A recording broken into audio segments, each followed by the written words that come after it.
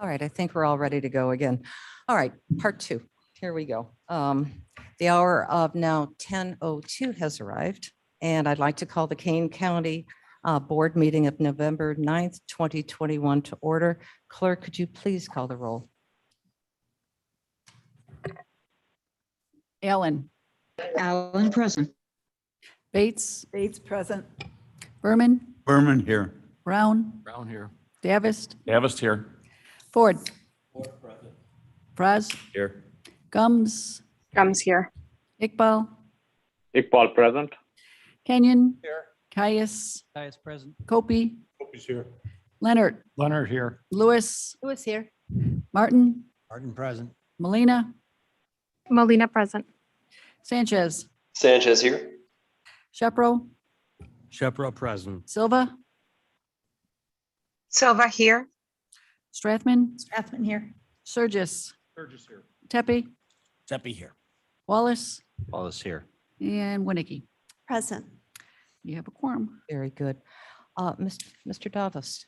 Yes, apologize for stealing the sheriff's thunder just a little bit, but to help lead us with the pledge, I'm going to ask Lewis to step forth.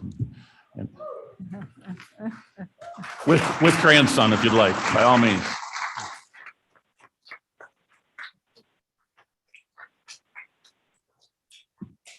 When you're ready. I pledge allegiance to the flag of the United States of America and to the republic for which it stands, one nation, under God, indivisible, with liberty and justice for all. Thank you. And the invocation. Now, if you will, by all means, have a seat, be as comfortable as you can. It's not so much an invocation. I've enjoyed many of the speakers that we've had. I personally, I think I'm a little more comfortable when governance and faith operate independently in their own lanes. But so I'll just have a thought for you. It's something by an artist that I enjoy very much, and seems appropriate for these days. In a world that has decided that it's going to lose its mind, be more kind, my friends. Try to be more kind. They've started raising walls around the world now, like hackles raised upon a cornered cat, on the borders in our heads between the things that can and can't be said. We've stopped talking to each other, and there's something wrong with that. So before you go out searching, don't decide what you will find. Be more kind, my friends. Try to be more kind. Thank you. And who's the artist? That would be Mr. Frank Turner. Nice. Good. Sleeping Souls. Originally a Very nice. punk rock artist and now singer-songwriter, but I enjoy his work very much and the words seemed appropriate. Oh, very nice. Well done. Well done. Thank you. Thank you. Next, we turn to our public comment. And as a matter of protocol, we ask the speakers to please refrain from statements or remarks or conduct that might become disruptive to the conduct of the county board or which may cause a disturbance. And I believe we do have some public comments. I'd like to know if Giordano would like to speak. Sure, just real quick. I basically just wanted to address the board. We had a plan. We were trying to get Mr. our Giordano, I'm going to need your address, please. 40W778 Norris Road, Sugar Grove, 60554. Okay, very good. Thank you. Okay, so I just wanted to address the board, and basically we were hoping to get a approved for our airstrip that we had been working on for some time now. There was a stipulation that was kind of entered in at the 9th hour that KDOT would request an easement, a taking of our property here. And I just wanted to basically voice my opinion that, you know, if our duty is to protect farmland and farm use, then I don't think it would be in the best interest for KDOT to be taking a portion of our property to widen out a highway and bring more infrastructure to our area. I would assume that that would be not in the best interest of the area or the land use that we have, that the board has as a plan going forward. And then also I wanted to give an opportunity to, I've engaged an attorney to kind of get through this process. We've done our research, we've done everything we could. We've engaged our neighbors, and everybody is supportive. In fact, I think the last meeting, someone had mentioned that maybe the horse farm might be against it. I spoke with her. She actually flies ultralights and is really excited for the airstrip. So we were really kind of hoping for this thing to sail through today, but I just wanted to kind of make a public comment and let everybody know where we stood. Very good. Thank you. Thank you very much. Diane Morales? Is Diane Morales online?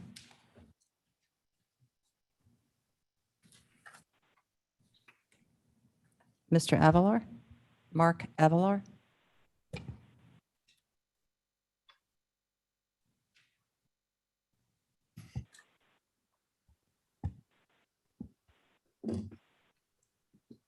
Morning, members of the board.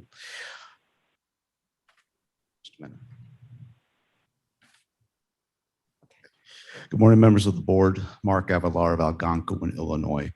I'm here originally was going to address the budget items that were discussed at last week's executive committee meeting, and not knowing, didn't see the amendments on the agenda, do not know if it's going to go forward. But one thing I'm going to say, no matter which way it goes with property taxes, as you know, we live up in Dundee Township, and there's litigation going on between the township and the county. The oral arguments were yesterday.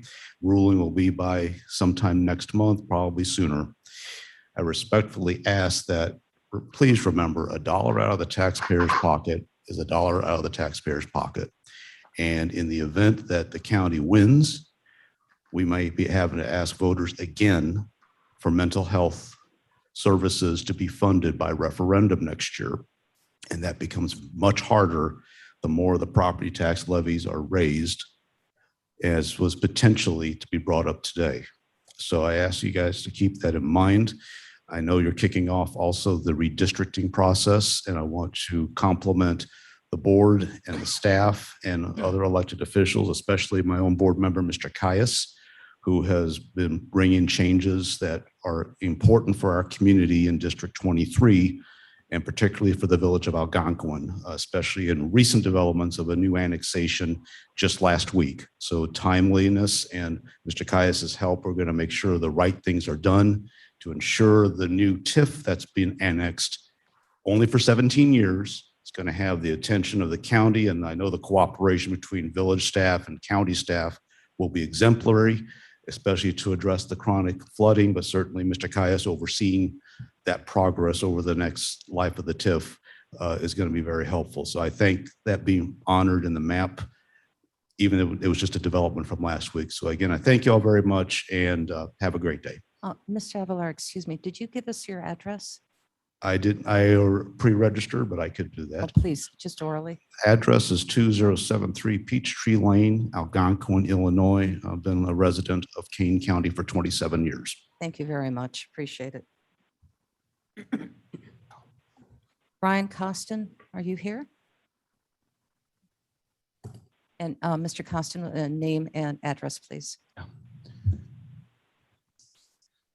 Thank you. I just wanted to note there's a people in front of me in line on the speaker sign-in sheet. So I don't know if someone got this. I've got a sheet here with 3 people. This one has 5. Well, you're next in line. Okay. Just so they don't get skipped. My name is Brian Costin. I am the Deputy State Director for Americans for Prosperity, Illinois, and over 200 of our grassroots Mr. activists. Costin, I need your address. 1339 Madison Court Chairman, South. point of order. Yes. I do not believe that a speaker is required to give an address. All right, very good. Is that, I mean, they I may would, if I they always wish, assumed but- that happened, but if that's not the case, then thank you, sir. You may continue. Thank you. Over 200 of our grassroots activists in Kane County have sent messages to the Kane County board members opposing potential tax increases. The budget in the agenda today includes spending potentially based on future tax increases, including gas tax and property tax. I just wanted to note that the taxpayers of Illinois and Kane County are already very overburdened. In Illinois, we have the highest state and local taxes in the nation. We have the second highest property taxes in the nation as well. And Kane pays a rate significantly more than the state of Illinois average, almost by a full point. We also have the second highest gas taxes in the nation. The recent gas tax increase that went into effect in the state of Illinois more than doubled at this point the gas taxes. And 52% of that money is coming to local government. So there's a huge influx of new gas tax dollars that are coming into Kane County proper and the communities within it.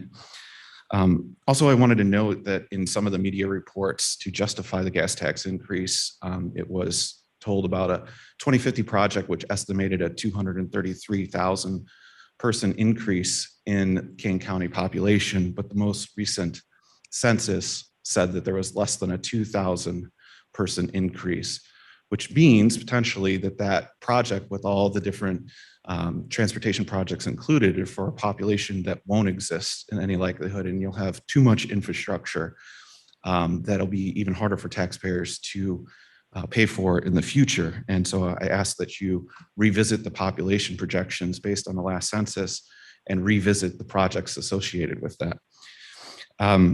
There's also been a massive increase in federal funds. We just learned a couple of days ago that there's more infrastructure dollars coming from the federal level. So tax rate increase might not be warranted. But overall, what I want to urge you is to think about the taxpayers of Kane County. They don't need more tax increases. They pay some of the highest taxes in Illinois and some of the highest taxes in the entire country. Taxpayers need relief. And so on behalf of the 200 grassroots activists that contacted the board members, I would like to ask you to freeze the levy and please do not raise the gas tax or any of the other tax proposals in Kane County. Thank you.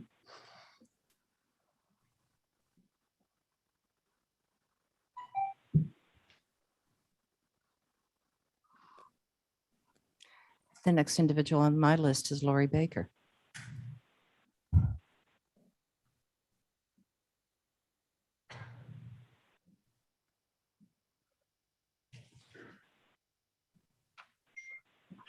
Good morning.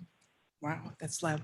I'm Lori Baker, President and CEO of the Association for Individual Development, or AID, and we have administrative offices located at 309 New Indian Trail in Aurora and 1135 Bowes Road in Elgin in Kane County. And I'm just coming to ask this group and your ARP committee to consider creating a plan of how much money of ARP you're going to spend internally and how much you're going to spend in the community, because things are continuing to degenerate in the community. In the beginning of October, when we came and spoke to you on the listening day for ARP committee, we had 102 vacancies at AID. The beginning of November, we had 120, and today we have 127 vacancies at AID. This makes it impossible for us to continue to support the people we already support, let alone bring in the people off of waiting lists that are waiting for mental health services, crisis intervention, and intellectual and developmental disability services across Kane County. So we are hopeful that the $4 million that you have currently set aside will be administered quickly to try to assist with the problem. But these are life and death situations that we're going into over a very critical time, the holidays, where there are lots more challenges, anxiety, depression, et cetera, that people are dealing with. And so the men, women, and children of Kane County need the services that social service providers provide in Kane County. So we would ask again that you would create and implement a plan of how much of the ARP money you're going to spend on internal programs and how much you're going to spend in the community, and look at how you implement that moving forward beyond the $4 million that is the emergency fund that you're working on now. Thank you. Thank you. I have a question. No, you can't question. No. Can I question you? Later on, you may.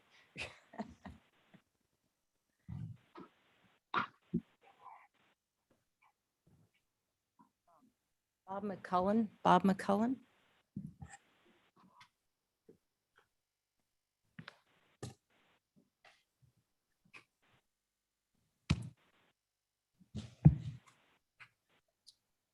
Good morning. I'll try to be kind, but I have a serious topic to discuss, or at least bring in front of the board, actually for a second time. Bob McQuillan, 465 Walcott Lane, Batavia, Illinois. On October 14th, I sent the following email to every Kane County board member and the state's attorney. I have not received a single response to that email. I'd like to put the email on record. It reads as follows.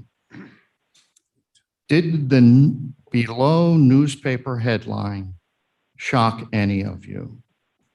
The headline is Kane IT boss spent $58,211 in tuition payments for an employee in his department. I was not only shocked, but I was also pissed off. As I read further in the article, including some of your own comments in the article, I got increasingly angry. How did you allow this to happen, especially at taxpayers' expense? My comments and questions may make you angry, but they need to be asked and answered. In what world does an employee go from making $21,840 a year to $64,000 in 6 years and have a 4-year college degree paid by the employer? I can tell you in my 37-year career in business, I never saw it happen. Oh, right. Government is not a business. Well, Kane County has a CEO, a board, director, department heads, and a human resource department, revenue from taxpayers, and also expenses. The only people who think government is not a business are government workers. The unnamed employee, in addition to a free college degree, received a 293% salary increase in 6 years. That is more than $7,000 per year. Even better or worse, she received a salary increase of $34,880 in only 3 years. And I see my time is up, and I would ask for an extension because I know at least you give 5 minutes during something on the agenda. That is if it's on agenda, sir. And if you can take a look around you, we've got many people who are standing and waiting. We welcome you to come back and continue the conversation. I'm not going to come back, Madam Chairman. I think this is a serious matter, and I think that you can take another 2 or 3 minutes, listen to me, because I think everybody in the audience would be interested in this. And you are a public body, and you're supposed to be transparent in your Mr. McCullen, we doings. appreciate your words. You don't have to chastise us, please. I'm not chastising. I'm trying to be kind because Mr. you're McCullen, refusing thank you, to sir. allow me. Thank you, sir, very much. We appreciate your words and your comments, and you're welcome to come back. Thank you.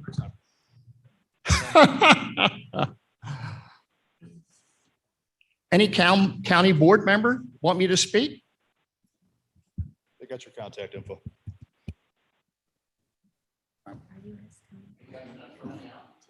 Yes. Oh, Dave.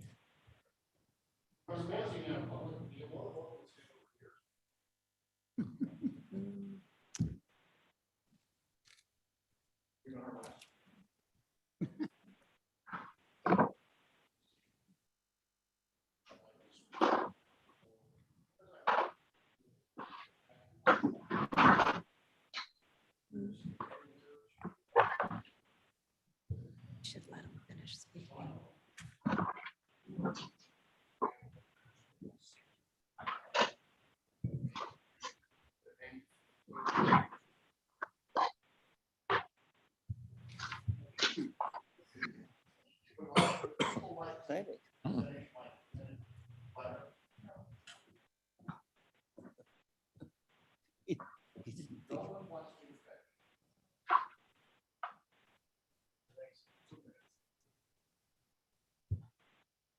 I'd like to speak later in the meeting. Put my name back on, please. A public comment is now. You are welcome to come back, sir. Welcome to come back.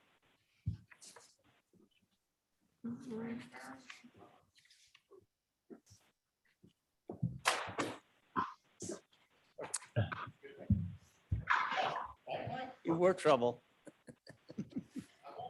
Yes.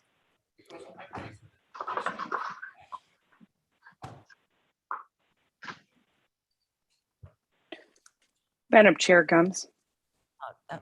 Ms. Gomez, please, not quite yet. Thank you. Oh, That's a first. Yeah, that's a long time, I think that's. We're continuing our public speaking, please.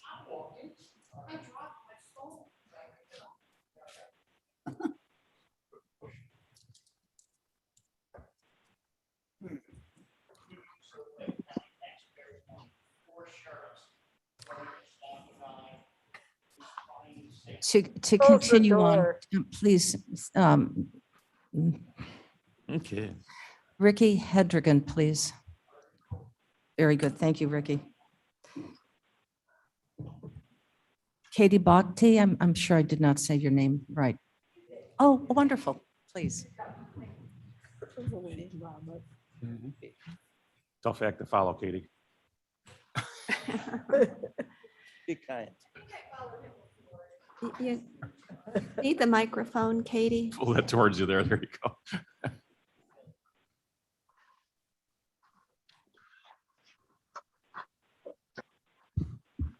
Thank you. I'm Kate Bhakti. I'm a resident of Geneva, Illinois, and I've been a King County resident for 25 years.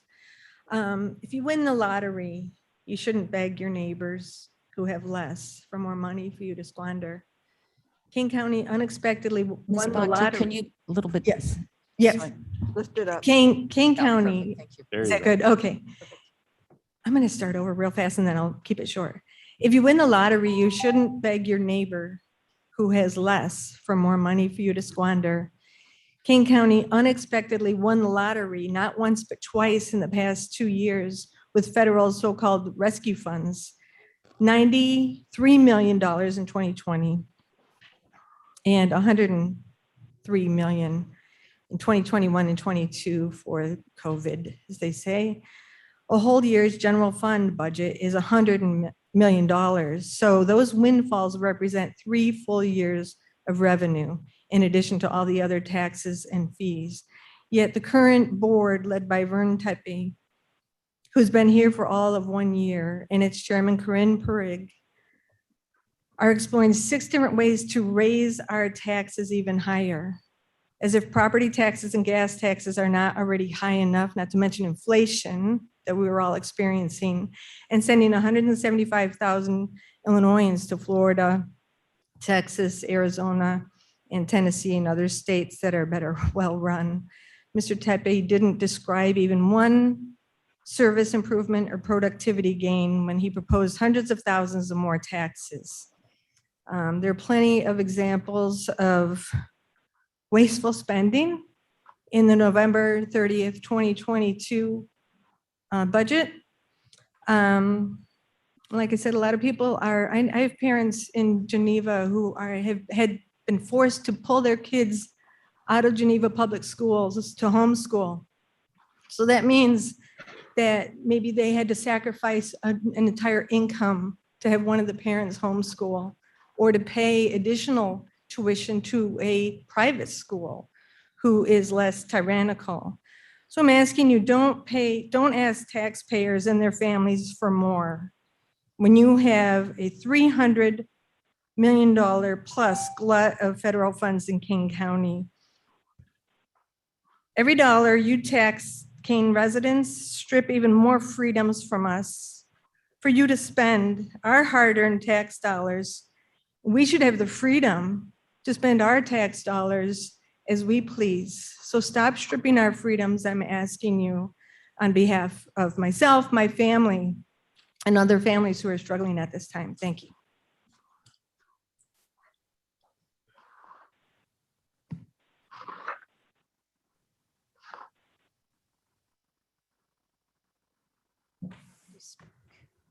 Already spoke, and Rand York, I think already spoke as well, correct? Rand York. Did Mr. York's, is Mr. York here? There he is. He'll be our last speaker.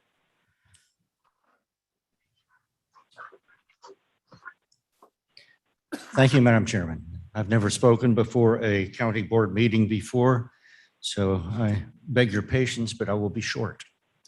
I live in Big Rock at 8S046 Roads, so I'm part of District 5 of this county. And so many other folks have said it much better than I can. So I just want to touch on a couple of highlights, and then I will relinquish the microphone. This is with regard, because you all have so much on your plate already, I'll focus on just one issue, and that is this proposal to raise the gas tax by 2 cents. It's already been mentioned that Illinois has the second highest gas tax in the nation. And it's been mentioned that we have, in Kane County, received $93 million and then 103 over the past 3 years. And that, coupled with the fact that our budget is 100 million, means that we're triple flush right now with funds and a regular tax base going forward. It surprises me that with these funds at hand, adding an additional tax is necessary, because it will hurt the very people who can least afford it. Illinois is the highest tax state overall, and it's caused a lot of people, I heard the number 175,000 mentioned, to leave the state over the last 5 years. Some of those people are my own daughter and son-in-law, who with their 4 kids just closed on a house in Chattanooga, Tennessee. And they now are no longer Illinoisans, although they were born and raised here. They have gone to a state that governs and spends far more efficiently than we do here in Illinois, and where taxes and regulations are far less onerous than they are here. Thank you for hearing me. Thank you. And it has come to my attention that Diane Morales could not get her computer to work. Diane, would you like to speak, or is this about an agenda item that we're going to be addressing? Can you hear me now? I'm sorry. Yes, I hear you. I did not hear you. Can you hear me?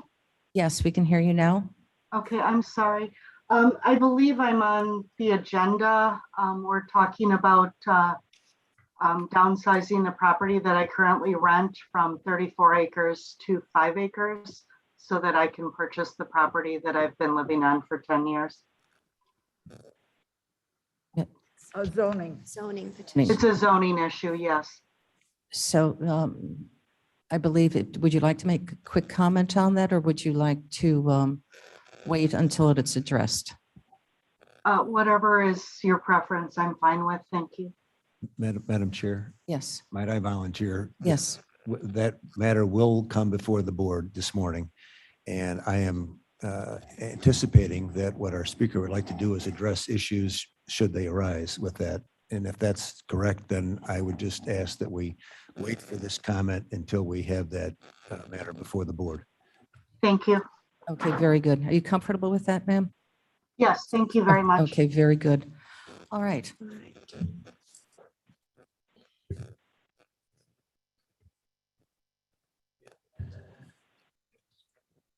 That does conclude our public comment at this time.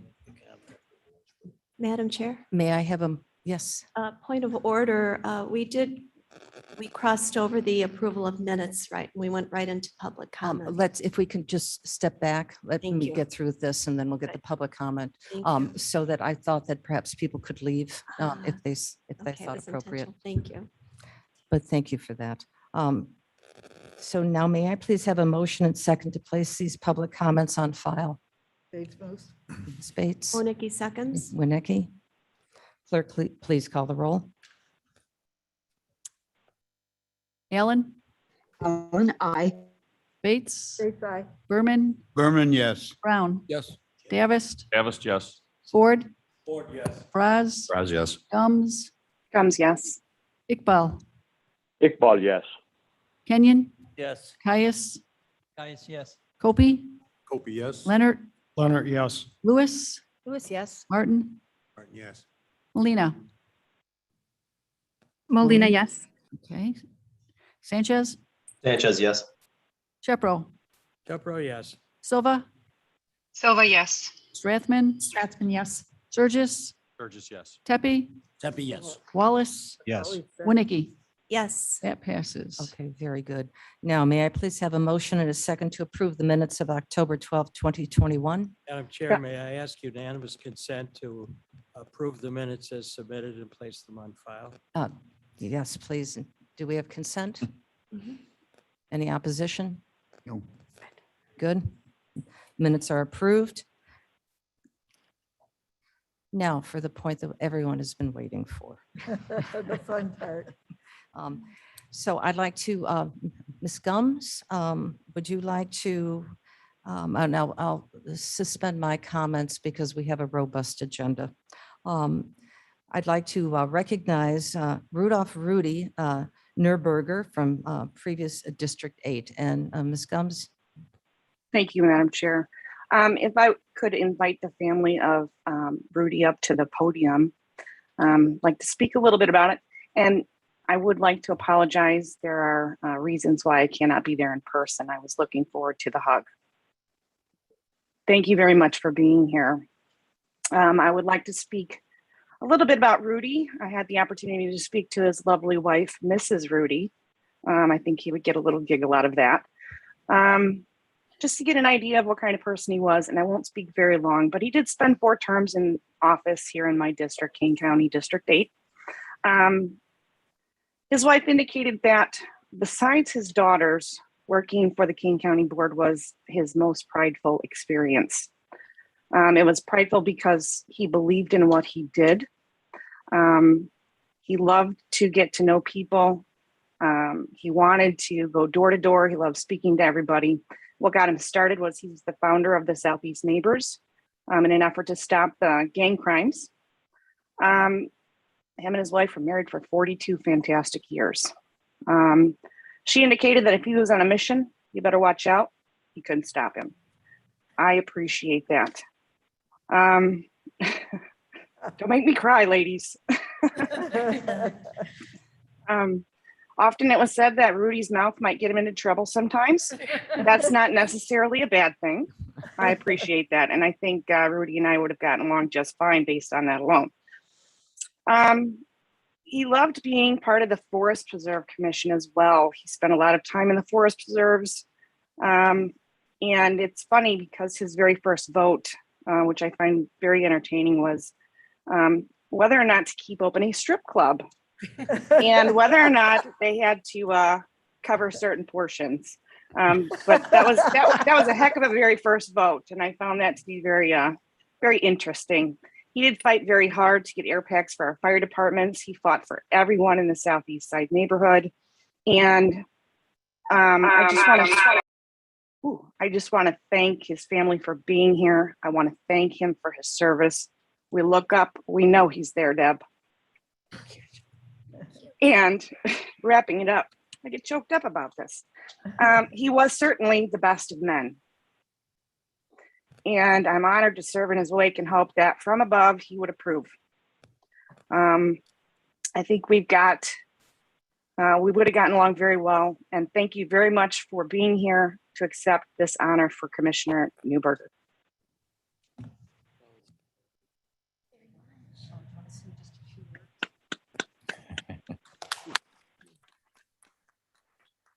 We're ready to start as just another governmental cover-up.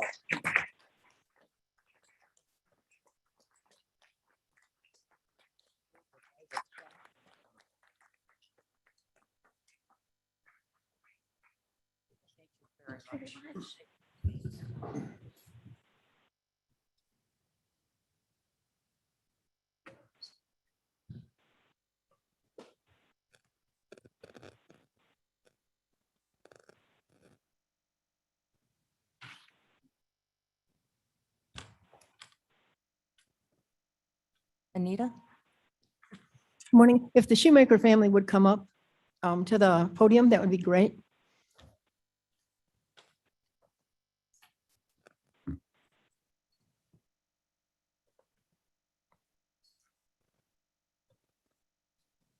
There's 10 of them.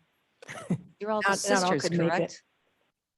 Six girls and 4 boys.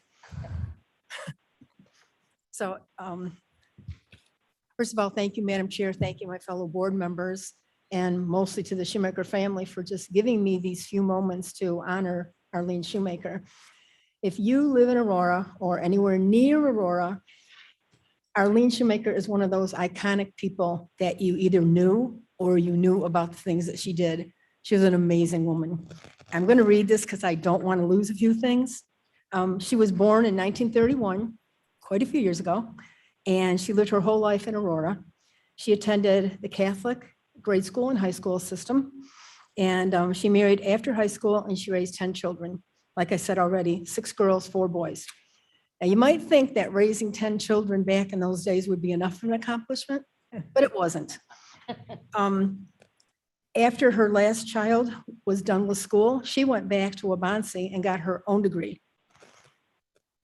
She started her community service work with the Aurora Neighbors United, and she helped them work on housing inequities in the area. She said that her activism came from the nuns in high school at Madonna, and I'm sure it did. She was a member of the League of Women's Voters, and she was the chairman of the Kane County Democrats. She served on the Kane County Board 2 different times, one in the 1990s and the second time again in the 2000s, so years apart. She was the president of Kane County Forest Preserve. The Arlene Shoemaker Forest Preserve here in Aurora, or there in Aurora, was named after her, and it was on property that was originally settled by her family, which I think is so awesome. Her legacy in Aurora is one of caring for our people, for fighting against injustices in our neighborhoods, and also for her passion for the open spaces and the preservation of our lands. I just thank you very much for this honor, and we do, of course, have this for you.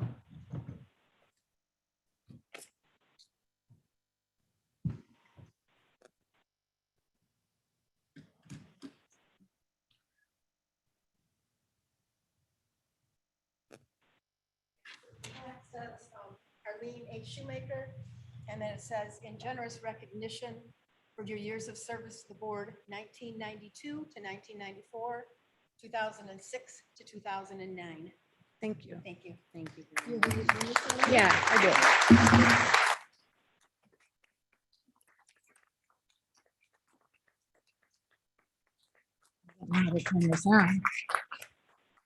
Everyone, I have to say that the Kane County Board and the Forest Preserve were probably the favorite things of my mom's life.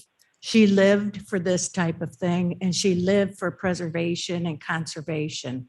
And so this made her day. And I mean, she died on May 10th, but she talked about it constantly. So we knew a lot, and we're very happy, and thank you so much for this honor. Thank you.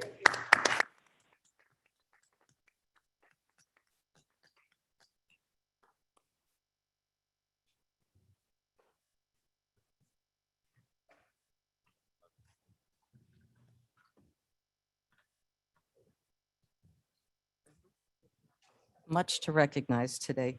Mr. Martin.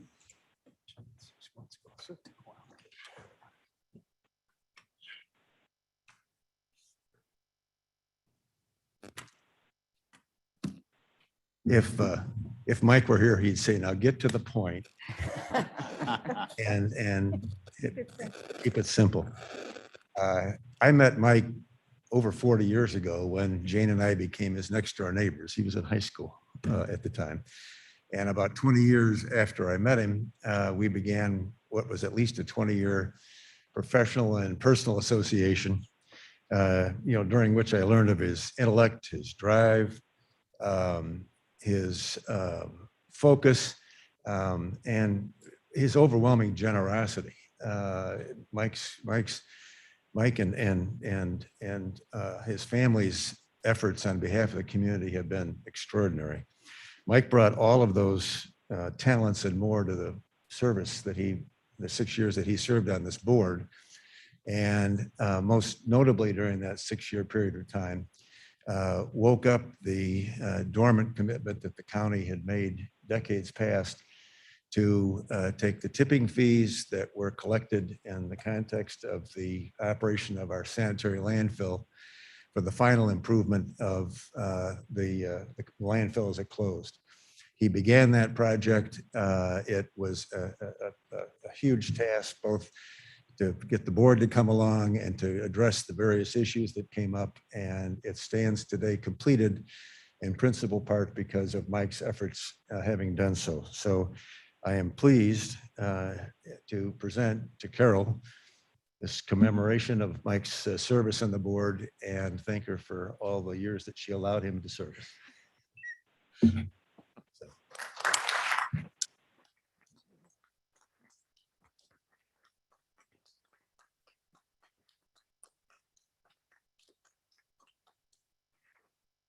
Thank you for this. Mike's got a beautiful office in our home and he's got just so many awards. He did so much. He always said, you get involved to be somebody or to do something. And Mike was a do something kind of guy. So thank you. Oh, thank you, Carolyn. Thank you.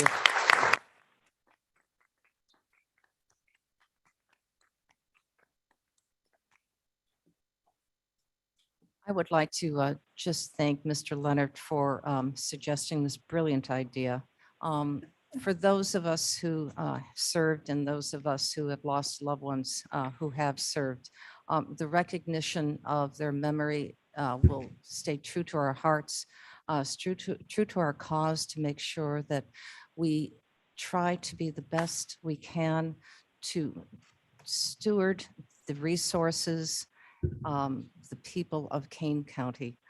So their legacy makes us stand a little straighter, makes us think a little bit greater of the opportunities that are available to us for collaboratively, that we work together to make sure that we do serve the people of Kane County and develop and honor their legacies.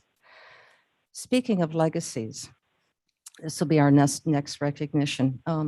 I heard, and I don't know if any of you were watching 60 Minutes on Sunday, that apparently for those people who do heroic acts, it's born in them, that there is some opportunity for them that when they see danger, they see the need to save a life, that without hesitation, they leap out and they do this.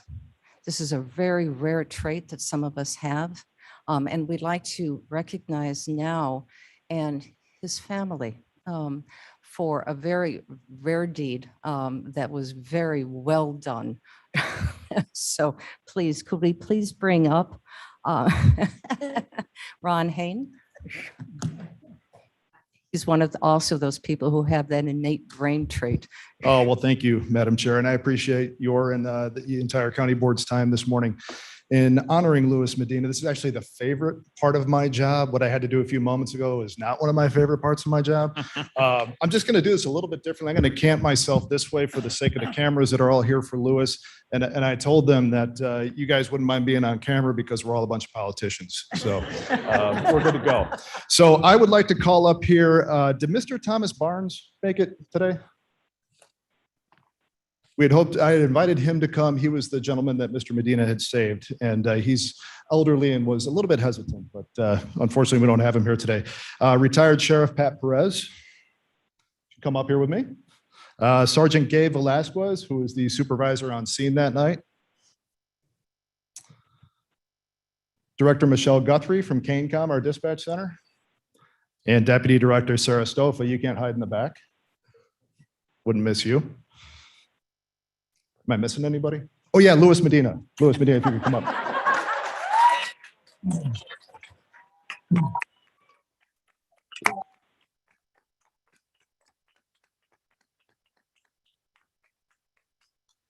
Oh, very well deserved. First, on behalf of the Sheriff's Office, I'm going to present an award that is internal to us, and it was started by the great retired Sheriff Pat Perez after the loss of a man named Roscoe Eby in Aurora Township in 2007. A man named Leslie Fleming noticed a suspicious individual running from Mr. Eby's house.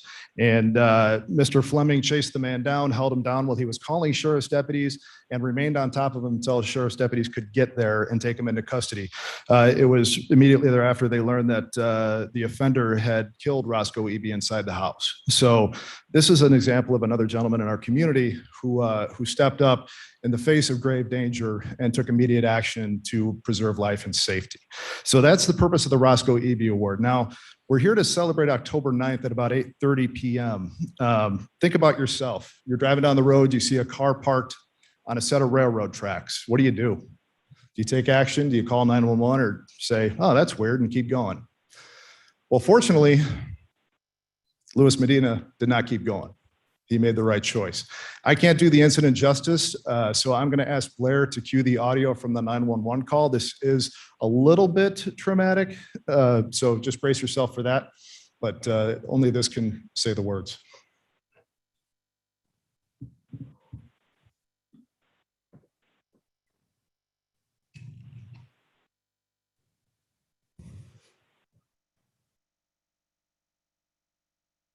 We're used to the audio, it's okay.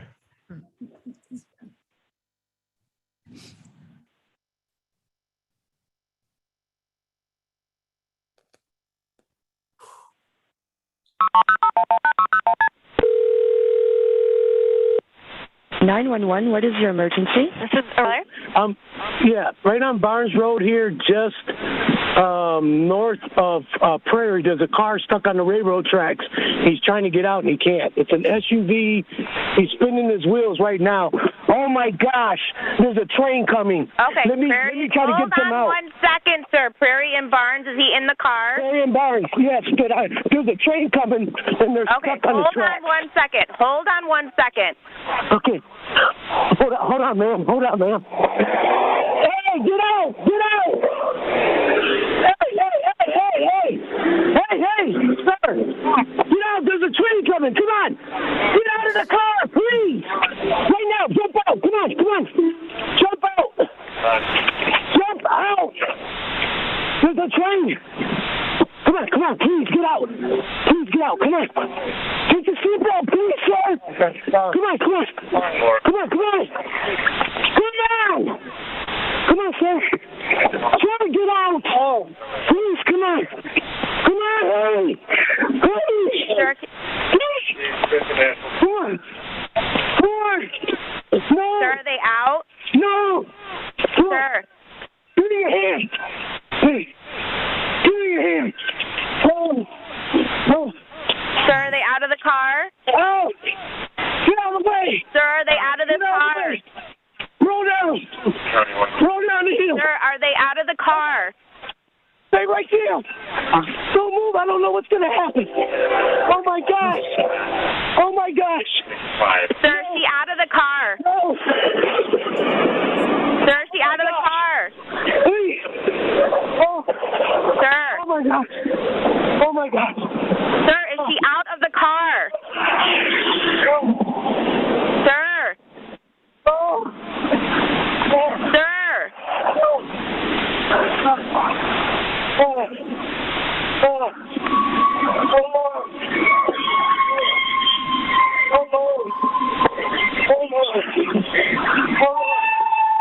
Oh Lord! Yeah. Oh, Lord. Oh, my God. Oh, my God. Oh, my gosh.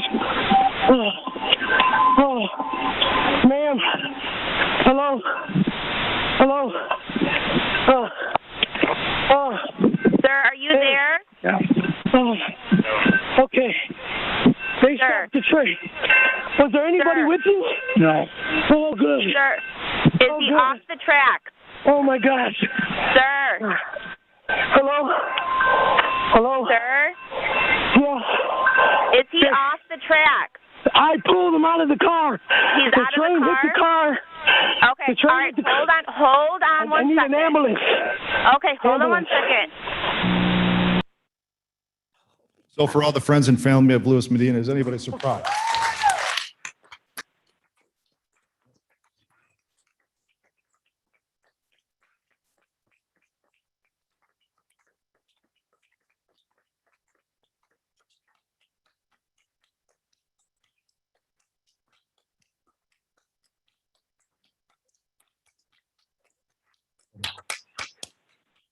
I don't think any of you are surprised by what he did, are you? Those that know him well. And I should point out, retired Sheriff Perez has known Luis for a very long time and wasn't surprised either. So on behalf of the entire Sheriff's Office, I want to present you with the 2021 Roscoe Eby Citizen of the Year Award from Sheriff Perez and myself.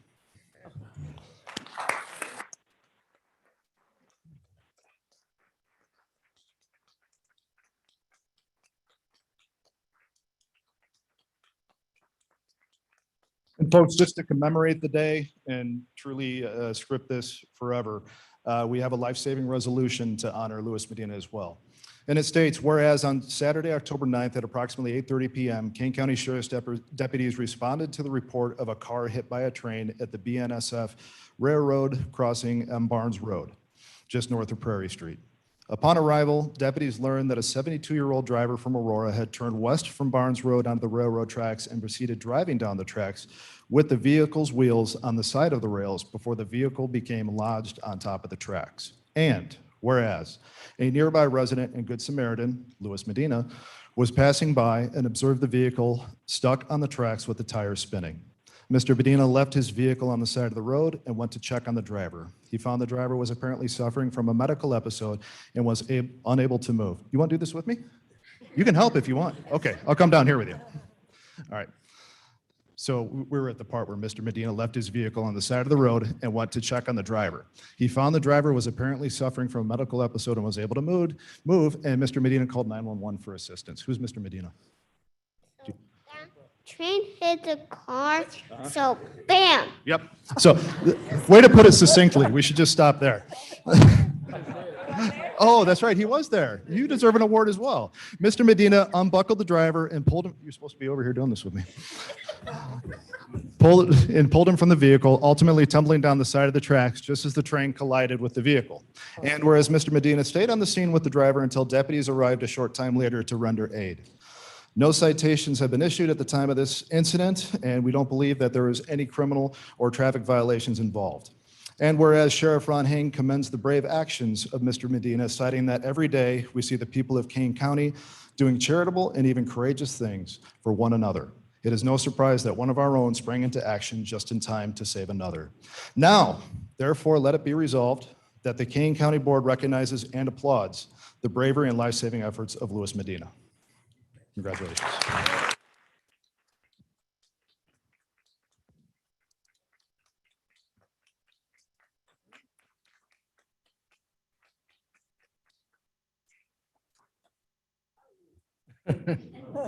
That's right. You know, something this morning came to me. I wasn't even planning on talking, but I believe I got to share this real quick. I was at the right place at the right time, and I'm thankful for that, you know.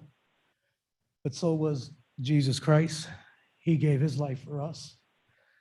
And that truly is a miracle in itself. So I want to give God all the praise and glory and honor for that. Amen.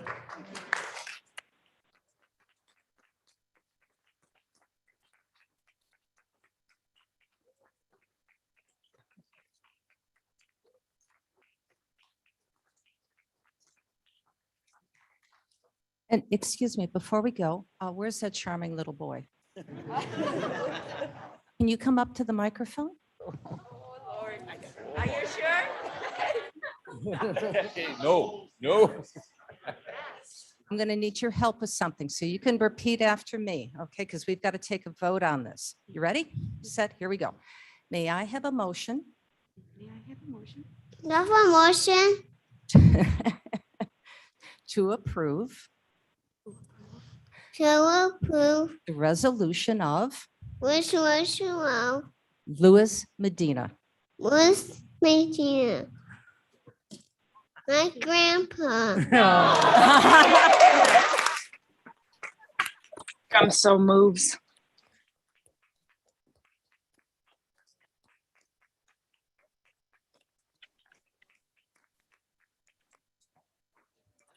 Please call the roll. Motion and second, I missed it. I'm so moved. Who's going to second this? Ms. Bates. We'll all second it. Right, I'll just From the put it second. down. A motion, Ellen. 23 seconds. Alan, aye. Bates. Bates, a big eye. Berman. Berman, definitely yes. Brown. Yes. Davis. Proudly, yes. Ford. Raz. Raz, yes. Gums. Gums, absolutely, yes. Iqbal. Iqbal, yes. Kenyon. Yes. Caius. Yes. Kopi, yes. Leonard. Leonard, yes. Lewis. Absolutely, yes. Martin. Yes. Molina. Molina, yes. Sanchez. Sanchez, yes. Jepro. Jepro, yes. Silva. Silva, yes. Strathman. Yes. Sturgis, absolutely. Tepe. Happy, yes. Wallace. Yes. Winnicki. Yes. It passes unanimously. Okay, congratulations once again, and thank you. Thank you all.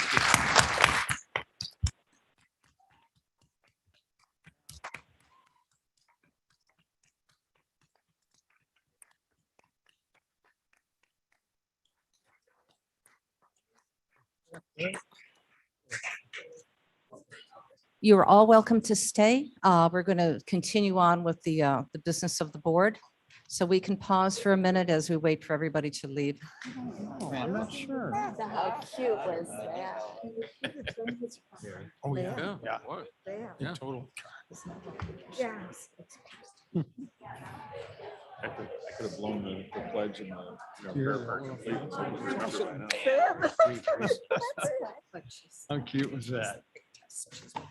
She's waiting for a long test.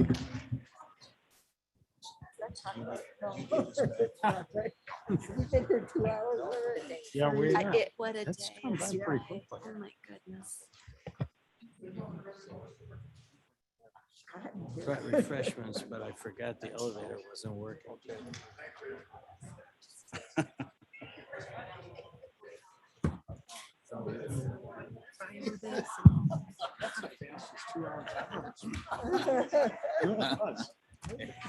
So exciting. Yeah. Good job, I get arrested. Presentation. Bond sale.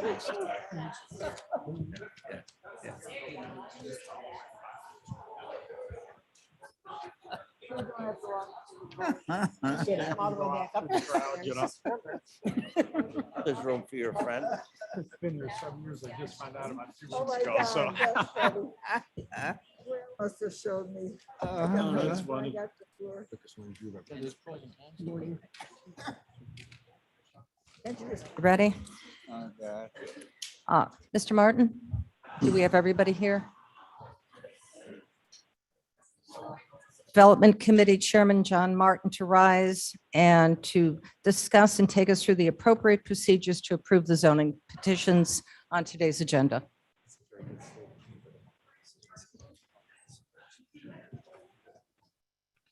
Oh, we have the bond sale. Forgot about the bond sale. Who is here to present about the bond sale? Mr. Onsick? Yes, this is Joe Onsick.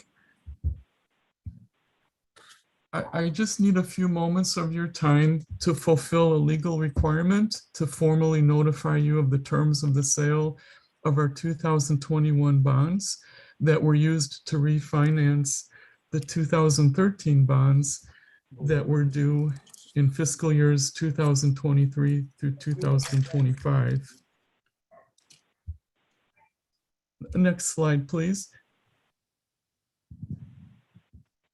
Okay, so I'll just run through these basics of the bond sale. The interest rate is at 0.43%, which resulted in a total debt service savings of $418,177. Our bonds were privately placed and sold to Park Ridge Community Bank. There were a total of 11 bids, and they had the lowest bid, obviously. The date of the sale was October 28th. The bond proceeds were $9,045,000. There was the cost of issuance of $50,000 that resulted in the net proceeds of $8,995,000, which were placed on deposit with the trustee, U.S. National Bank, who are holding those funds for us until the 2013 bonds that are maturing in 2023, in 2024, and 2025 will be called on December 15th of 2021, and at that point they will be paid off. Our total debt service payments then going forward in fiscal years 2023 to 2025 would be $9,128,224, with our final payment being made on December 15th, 2024. So that's all I needed to share. Thank you very much. Yes. Much. I look forward to paying down that debt. All right. Now, Mr. Madam Martin, Chairman? please. Oh, yes. Ms. Allen. Madam Chairman, this is Allen. Yes, please.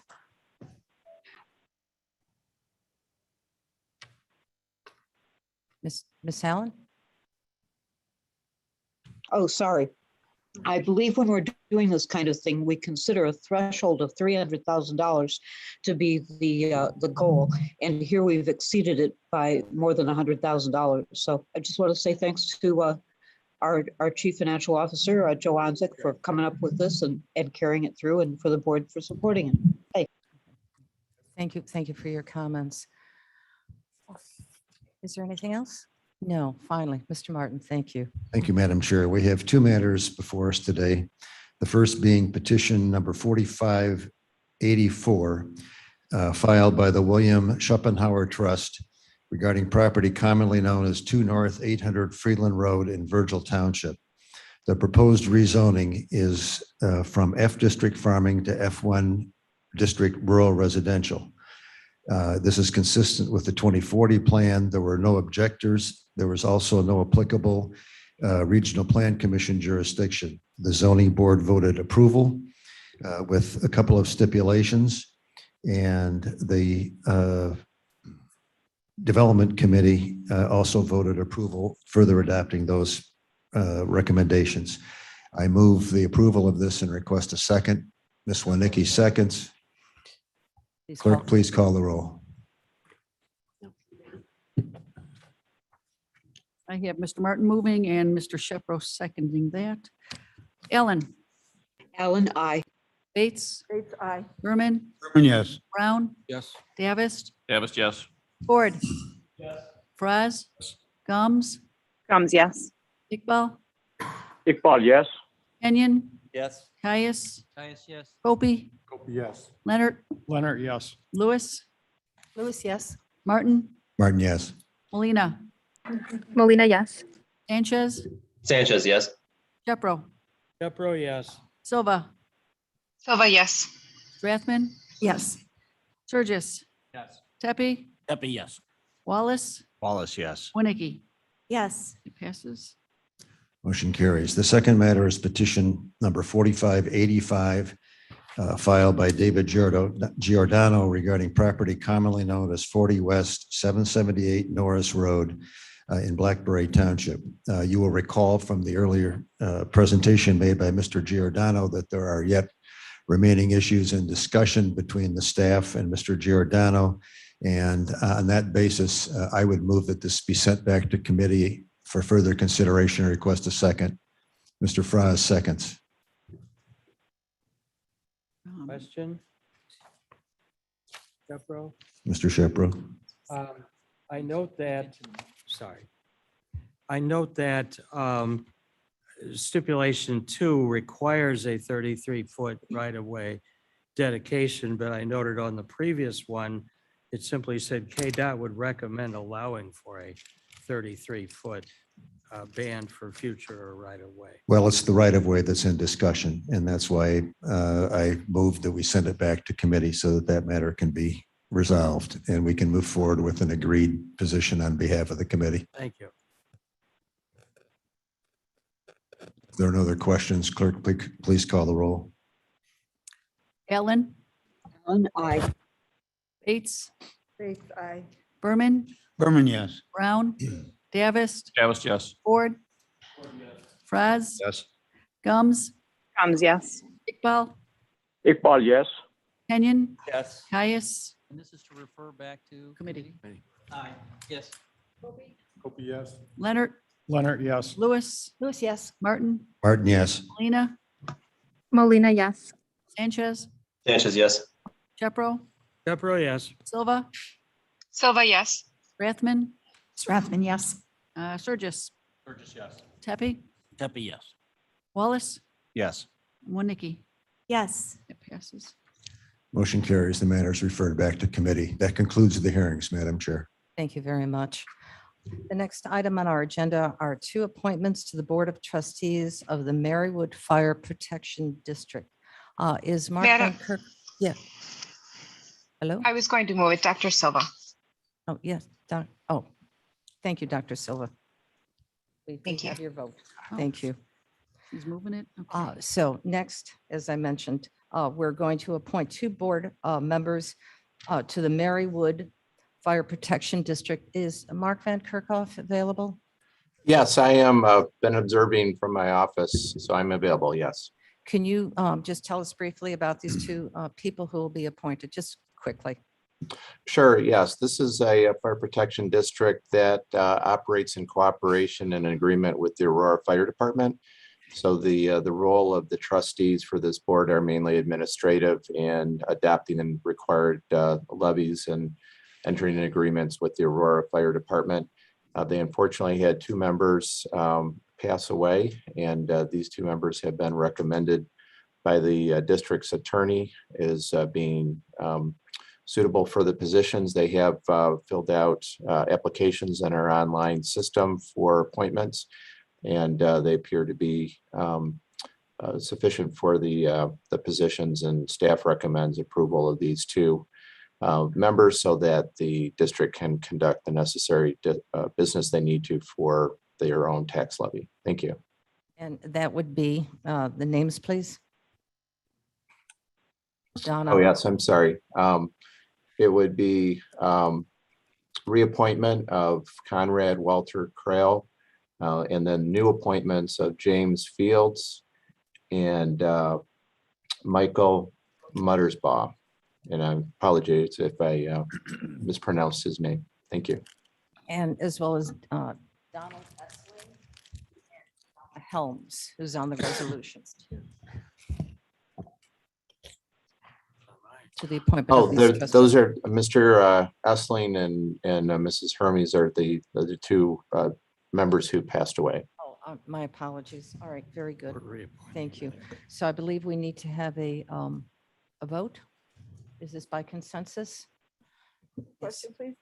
It looks, I think the name is misspelled. Conrad Watercrawl or Conrad Walter Crawl? Walter Walter or or Water? is it Water? Walter sounds more, I don't know. maybe make a note of that. It's in 2 places, I think. Mr. Van Kerkhoff, did you hear that? Is it Walter or Water? Oh, I see. Yeah. That would be a little different. Mr. Van Kirk. We will confirm. We'll simply respond. Yes, I'm sorry. It is Walter. If that could be corrected with the resolution motion. So it's Walter, okay. Accept that resolution as amended. It's crazy. Motion and second. We need a motion to approve. Shepro motion. And Mr. Shepro, you second. Okay, and a vote, please. Call the roll. Ellen, Allen, I. Bates, Berman, Berman, yes. Brown, Yes. Davis, Davis, yes. Ford, Perez, Yes. Gums, Gums, yes. Iqbal, Iqbal, yes. Kenyon, Yes. Caius, Yes. Gopi, Copy, yes. Leonard, Leonard, yes. Lewis. Lewis, yes. Martin. Molina, Molina, yes. Sanchez, Sanchez, yes. Shepro, Shepro, yes. Silva, Silva, yes. Rathman, Strathman, yes. Surgis, Tepe, Pepe, yes. I'm sorry, Wallace, Yes. Winnicke. Yes. It passes. Okay, that motion passes. Now I'd like to ask the finance chairman, Dale Berman, to speak about the proposed 22 budget, 22 budget. Thank you, Madam Chair. The first item, number 21-452. I'd like to move that we adjourn the adopting the fiscal year 2022 annual appropriations until our November 30th special meeting. Give us an opportunity to discuss it more at our Finance Committee meeting on the 24th. So that's my motion to adjourn resolution until, Can I suggest that it's postponed, not adjourned? it's fine. Would Gums will- second, I would Gums will second that. second. I'll second that, but then Thanksgiving. I have a question. Is it the intent to do that with all of the appropriation and levy ordinances? No, I don't. I think we're just discussing the, Good. I think perhaps we ought have to do- to all right. postpone them all so Both. that they can be talked about as a whole. Oh, 21-453 also. Or wouldn't it be everything down to 471? Probably we don't have to do it for the special service. I think 474. Yeah, on 472. 474. Let's move it all the way to, postpone it all the way to 474 Okay. because they're all tied together. If that's an amendment, I'll accept, my second. Yes. will. Okay, we have a motion. Do we have a second? Yes. Second. Is there any discussion on this? I'm sure he'd like to come in. Hearing none. Clerk, please call the roll. Just so I have this correct, we're moving to postpone all the tax levy, starting with 21-452 all the way down to 474 to the next special meeting, you said? Special meeting. Do we have a date on that special Yes, meeting? November, if I may, November 30th November 30th. What I need. at 9:45. Okay. Yes. Thank you, ma'am. I was just understood that we were going to vote on the amendment. Couldn't hear the question. I was understood that we were going to vote on the amendment to add all of the line items to all the way to 474 and then the resolution. That was proposed. I think it's all, I think it's all included. Okay. so I think we're all, it's all fine. Okay. Okay. So- Hearing no other discussion, please call the roll. Okay. Ellen, Allen, I. Bates, Aye. Berman, Berman, yes. Brown, Yes. Davis, Davis, yes. Ford, Yes. Gums, Gums, yes. Iqbal, Iqbal, yes. Kenyon, Yes. Caius, Yes. Gopi, Copy, yes. Leonard, Leonard, yes. Lewis, Lewis, yes. Martin, Yes. Molina, Molina, yes. Sanchez, Sanchez, yes. Shepro, Shepro, yes. Silva, Silva, yes. Strathman, Strathman, yes. Surgis, Tepe, Tepe, yes. Wallace, Yes. Winnicke. Yes. Okay, that passes. It passes. So as we move forward, we're going to have a further discussion about the FY '22 budget. We'll be directing that to the Finance Committee, where they will be doing a presentation about taxes, opportunity for everybody to talk about taxes. It's a nasty three-letter word, but one that we have to address so that we all have a full opportunity to reflect and to move forward on Kane County's FY '22 budget. And then we will be addressing that again, absolutely, as a plan, as a succinct plan. And I hope we all work together on this in a nonpartisan manner to make sure that any of the political issue is taken out of our governance of Kane County. That I think is critical for all of us so that we can respect the hard-earned money of our constituents. And that, I mean, very, very truly. So with that, committee updates.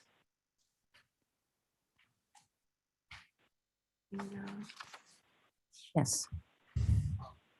Madam Chair, I emailed you yesterday, or maybe this morning even, the insurance issue that we face every renewal period this year is being belabored just a bit with the cyber insurance that's not been brought to a head. And we had mentioned earlier last month that we fear that we're going to be smack up against our deadline. I can now assure you we're going to be smack up against the deadline because Rich, our broker, Rich Ryan, does not have those figures yet. We're working on them feverishly. If we have a couple of special meetings already calendared, this might be the appropriate time, but just as a heads up, this isn't new. They can't get the rate locks as far in advance as we would like them. And at the, I don't want to say the national level, but at least at the state level here in Illinois, we're having some issues with cyber insurance and the technologies that are available and just trying to make sure that we're in compliance. So we're, in the past, we've been a little bit of up against the wall. We're going to be really up against the wall on this one. So I just wanted to put it out there. Thank you for that. Question. Yes. Is the Regarding the deadline insurance. November 3rd, Shepro, is the deadline November 30th? It could be.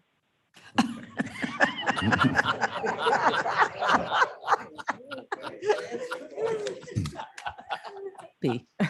Moving target. Yes. Thank you, Madam Chair. I think what Mr. Surjust is suggesting, hopefully we'll have it by November 30th, but if we don't, we can always get coverage backdated with a letter stating that there have been no claims. We're doing everything we can to avoid that, but it's, I mean, we're just working. Hopefully at committee tomorrow, we have an update that is more substantial than could be, but I just wanted to throw it out there. So Thank you. Thank you. So you're suggesting that we all turn our computers off? yeah, don't read it. Don't. Yes. Apparently, that's one of those walls that Mr. Davis was talking about in his invocation. Thank you. Are there any? Yes. Mr. Yeah, Madam Fox. Chairman, I want to mention, as many of you got the email I sent out a week or so ago, that we did lose one of our KDOT maintenance, highway maintenance workers recently, Kevin C. Ackman. He passed away, unfortunately, while at work, but it was apparently a pre-existing condition. It wasn't a work accident, but he leaves behind a wife and a young child and a brand new house, unfortunately. So 35 years old, and we lost him at the beginning of his life. So Yes. Yeah, he has a beautiful family. so our thoughts go out to him and his family. Perhaps we could just take a moment of silence.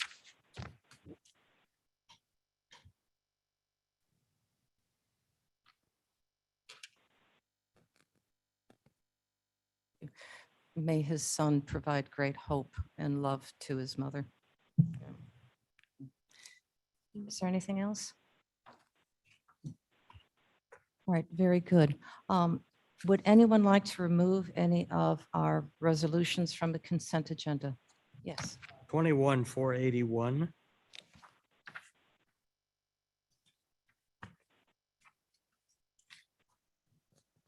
Right.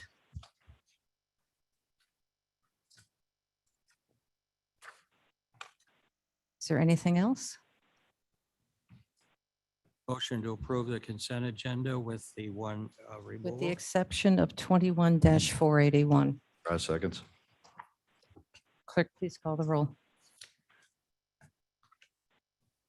Hey, Allen, Allen, I. Bates, Bates, aye. Berman, Berman, yes. Brown, Yes. Davis, Davis, yes. Ford, Perez, Yes. Gums, Comes, yes. Iqbal, Iqbal, yes. Kenyon, Yes. Caius, Yes. Kopey, Kopi, yes. Leonard, Leonard, yes. Lewis, Lewis, yes. Martin, Yes. Molina, Molina, yes. Sanchez, Sanchez, yes. Chepro, Pepro, yes. Silva, Silva, yes. Strathman, Strathman, yes. Sturgis, Sturgis, yes. Pepe, Steppy, yes. Wallace, Yes. Winnicki. Yes. That passes. Very good. Oh, the emergency affidavit. Now, may I please have a motion and a second to discuss and hopefully approve resolution number 21-481? Leonard, so moves. Berman, second. Second. Mr. Shepro. I just thought perhaps we could have a little bit of an explanation about the need for that, and I understood that this might possibly be the subject of a discussion in closed session. Yes, the sheriff will come up and speak. Yeah, happy to speak on that, Sheriff Hayne. So this specific emergency affidavit is for a serious water issue at the Sheriff's Correctional Center. We're going to discuss something different during executive session. So this is to remedy some old water tanks and pipelines and get us up to speed as fast as possible. And this is all coming out of the sheriff's budget. Perhaps I would, Shepro again. Mr. Shepro, we'll need your microphone, please. Oh, sorry. I got two microphones and I'm not talking in either of them. Perhaps this could be deferred to later in the agenda following the closed session where we might have some additional information come to light. Yeah, just to be clear, it's two separate issues. Okay, Yeah, okay. this is I specific to the understood water that issue. that they were tied together in the sense of cause and effect, Yeah, sorry about that. No, they're completely separate. completely separate. Yes. They are independent of each other, and All right, this issue has been resolved. okay, Thank you. thank you. I move for approval of 21-481. I think it was already. Did voted. Yeah, we moved in Motion second. and a second Okay. already. Just roll call. Just roll call, please. Let's vote. Okay, roll call for 21-481. Allen, Allen, I. Bates, Bates, aye. Berman, Berman, yes. Brown, Yep. Yes. Davis, Davis, yes. Ford, Perez, Yes. Gums, Comes, yes. Iqbal, Iqbal, yes. Kenyon, Yes. Caius, Yes. Kopey, Kopi, yes. Leonard, Leonard, yes. Lewis, Lewis, yes. Martin, Yes. Molina, Molina, yes. Sanchez, Sanchez, yes. Chepro, Chepro, yes. Silva, Silva, yes. Strathman. Strathman, yes. Sturgis, Sturgis, yes. Tepe, Happy, yes. Wallace, Yes. Winnicki. Passes. Okay, very good. May I have a motion and a second to approve item number 21-508? Yeah, Wonicki seconds.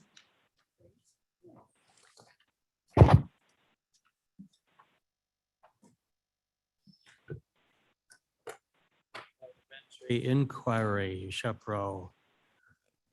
If I understand the emails and so forth, I believe we would need a motion to replace Exhibit A with the revised Exhibit A, which State's Attorney's Office notified about, I believe, on Friday. Okay, I see nodding heads. Is that accurate? Or 508. Yes, if Mr. Shepherd would like to make that motion I to, will proudly make that motion to amend, to replace Exhibit A to the Resolution 21-508 with the revised exhibit that was circulated to, I think, all board members on Friday. Wallace, second.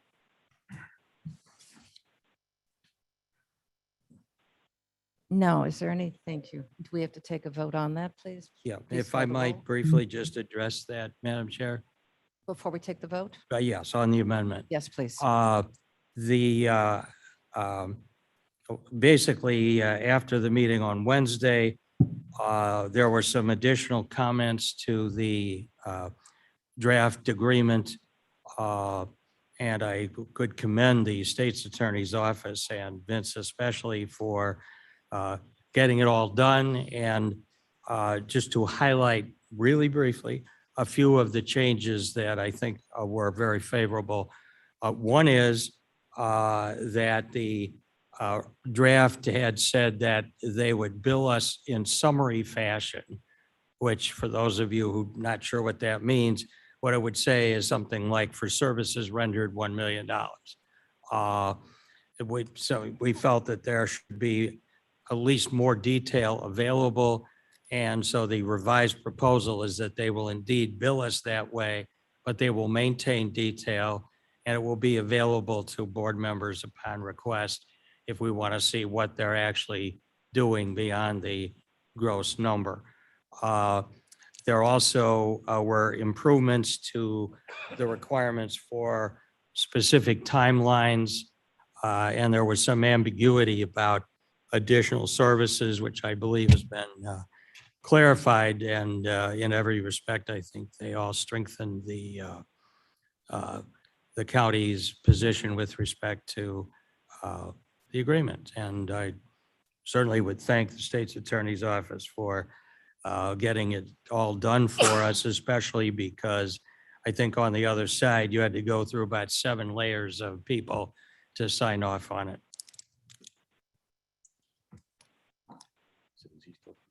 That concludes your comments? Yes. Yep. Okay. Any other comments on this? Clerk, please call the roll on the amendment. Okay. Ellen for the amendment. Allen, aye. Bates, Bates, aye. Berman, Berman, yes. Brown, Yes. Davis, Davis, yes. Ford, Yes. Fraz, Yes. Gums, Gums, yes. Iqbal, Iqbal, yes. Kenyon, Yes. Caius, Yes. Copey, Opie, yes. Leonard, Leonard, yes. Lewis, Lewis, yes. Martin, Yes. Molina, Molina, yes. Sanchez, Sanchez, yes. Chepro, Chupro, yes. Silva, Silva, yes. Strathman, Strathman, yes. Surges, Sturgis, yes. Tepe, Tepe, yes. Wallace. Yes. Where are you? Winnicki. Yes. That passes. Very good. Now, we're back to the motion It's amended. as amended.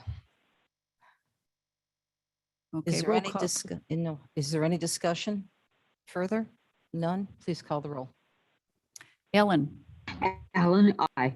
Bates, Bates, aye. Berman, Berman, yes. Brown, Yes. Davis, Davis, yes. Ford, Fraz, Yes. Gums, Yes. Iqbal, Iqbal, yes. Kenyon, Yes. Caius, Yes. Copey, Yes. Leonard, Leonard, yes. Lewis, Lewis, yes. Martin, Yes. Molina, Molina, yes. Sanchez, Sanchez, yes.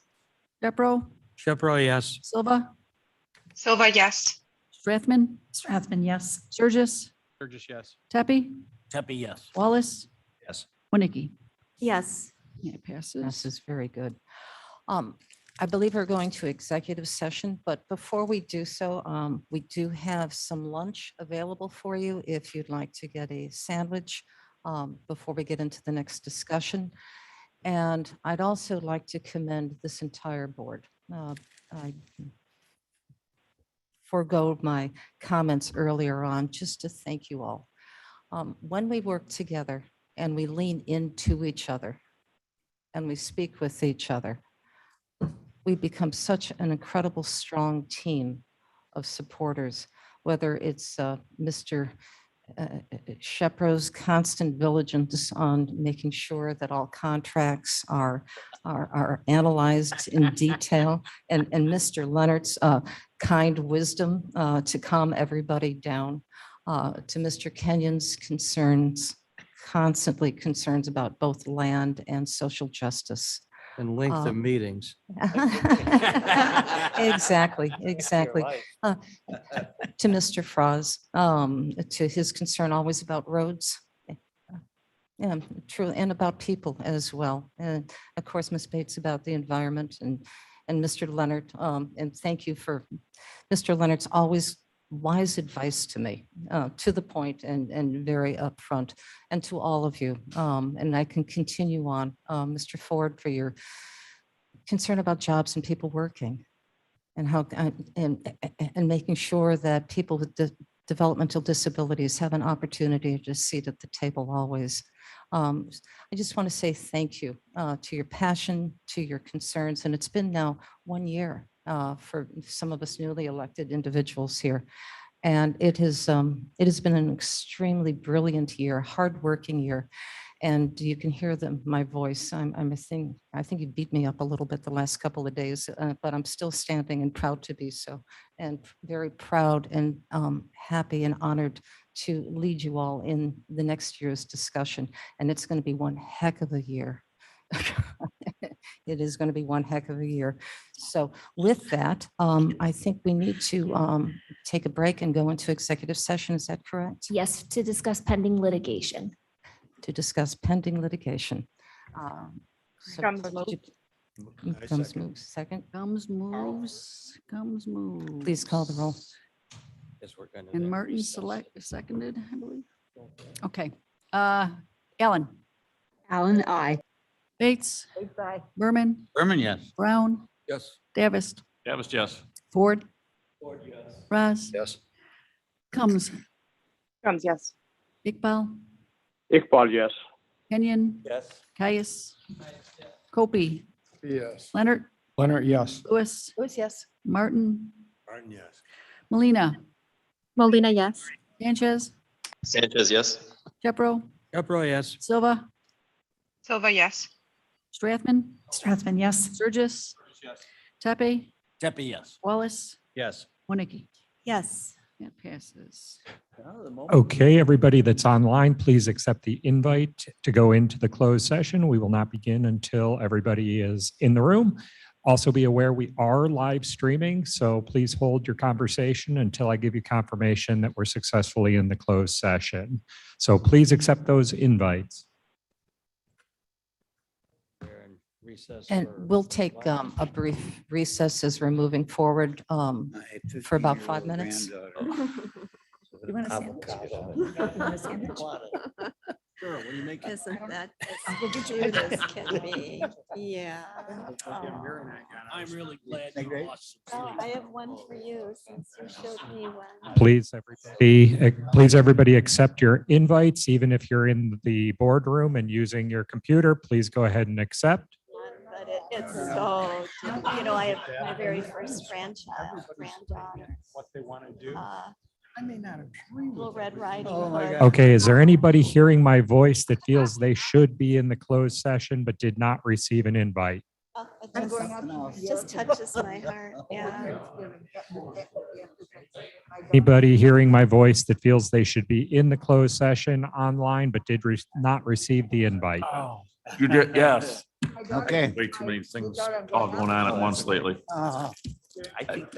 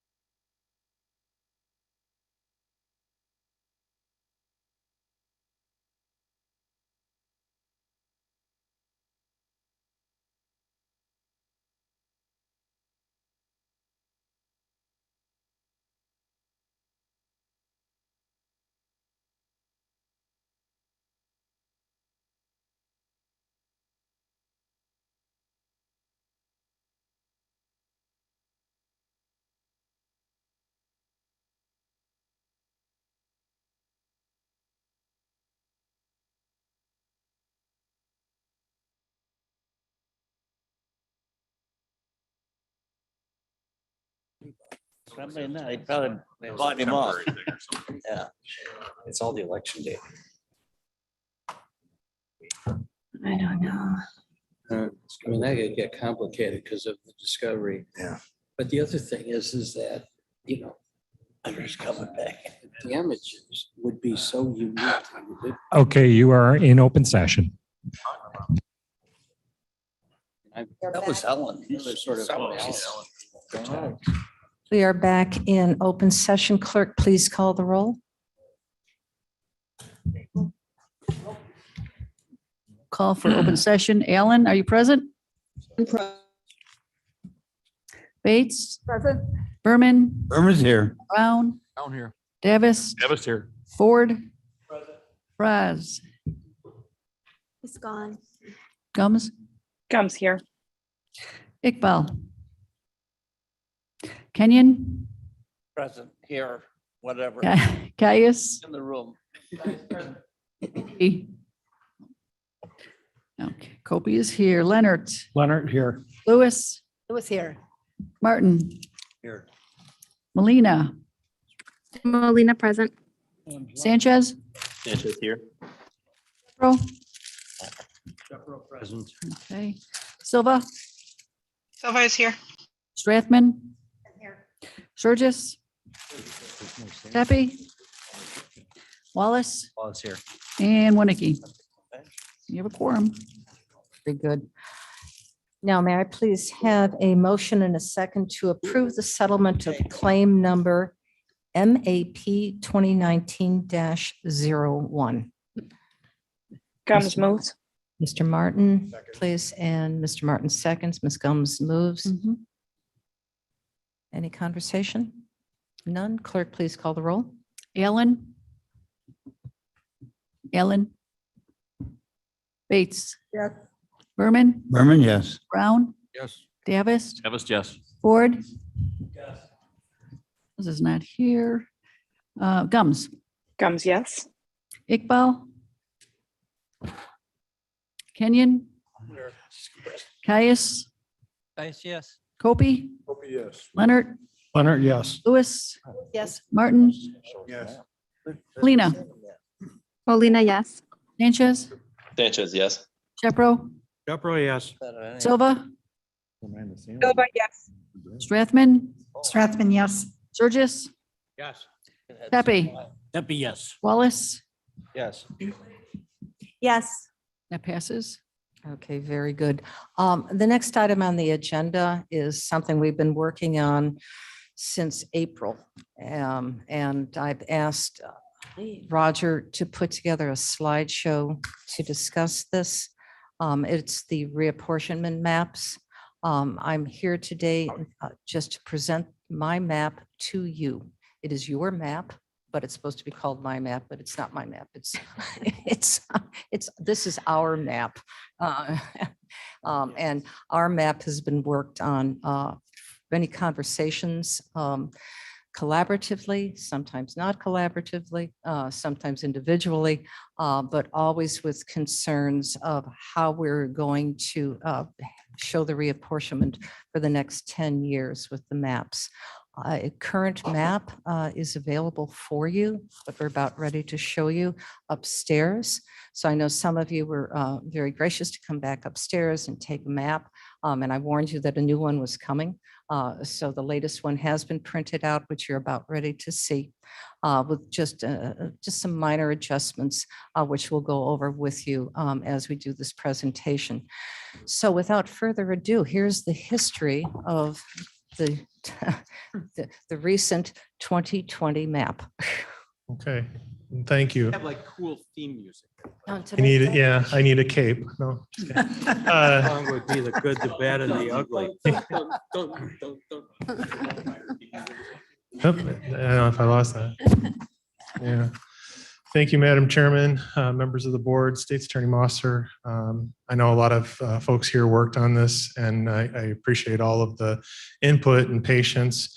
I'd like to especially thank Michelle Neerman. She has worked with us lots of evening phone calls and weekends and things trying to get answers to questions. So I think we have a slide with some thank yous as well. I'm going to try to go through some of this a little bit faster than others because some of this is just representative history, but these are some of the names, oops, I'm flipping through a little too fast, of people that have participated and helped us through this process. Obviously, the board members have participated in the task force and as the board members, but we, like I said, Jamie Mosser helped us from the state's attorney's office with the early explanation of what we needed to do legally with Michelle Neerman's assistance throughout the process.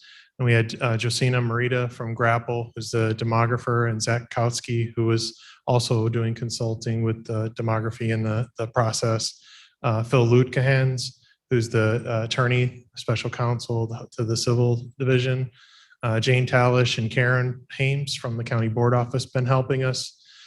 GIS, I can't say enough about our GIS crew, Tom Nikoski, Nick Kruger, tirelessly working on this. And then Franklin Ramirez was a person that we brought in to help with the town hall. So that's the thank you part.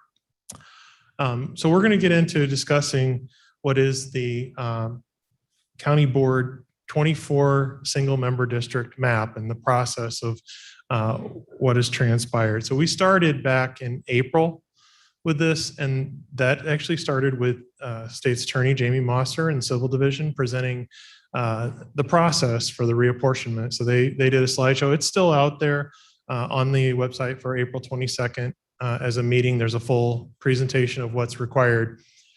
We began by looking at the population in 2000 and 2010 and the respective maps. You can see we took a pretty sizable jump between 2000 and 2010. We changed by over 100,000 people. That was not the case between 2010 and 2020. We only changed by about 1,000 people. We also, one other thing real quick, between 2000 and 2010, we went from 26 districts to 24. I think that's important to note. It changed the geography and the shapes of the districts considerably. So as you go into this process in early part of the process, we found out that the census data was delayed. We're not going to get it in March. We're going to get it in August. Which changes a lot of the rules, changes a lot of the deadlines. May 4th, there was a special county board meeting, and there was consensus that we could go ahead and start planning around the American Community Survey data, which represents a rolling survey 2015 to 2019 and population estimates. That survey data had the population of the county pinned at about 532,000 people. The census showed us that we only had about 516,000. So it was about 16,000 difference. The board early on, ordinance 21-230 was passed. It agreed and established that you'd have a 24 single member districts. And then you also approved of a resolution 21-231, which was to have the town hall meetings. Now the town hall meetings were for public input. They were basically prior to the development of the maps. It's what are you looking for? What are you interested in the maps? So we started with the American Community Survey data, and we were populating it into the existing maps. So this is a 2010, 2011 drafted map that has the actual 2015 to 2019 ACS data. So at this point, we still had estimates, and we were looking at a starting point with 532,000 people from the ACS estimates, 24 districts, current districts. From there, we started looking at all of these different types of map sources and different data. So how do you go about looking at the mapping and redistricting without having the census? What all are you looking at? We looked at the old maps. We looked at the MALDEF, which is a Mexican-American Legal Defense and Education Fund. I think I got that right. They had a map that showed Hispanic voter like heat map.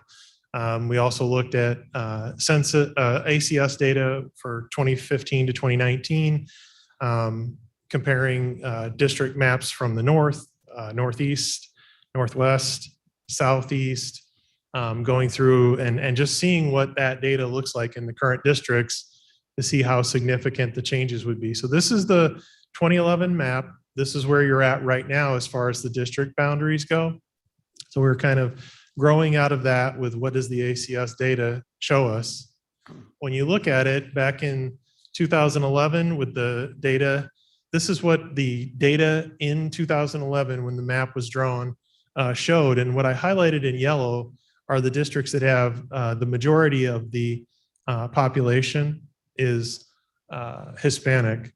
So it's not that they have a VRA district, they're not at 63% Hispanic, but you'll see District 1 at the time of creation was 81%, District 3 was 74%, and then you have some that go down all the way down to 45. So that was the Hispanic population in the districts at the time that this was created in 2011.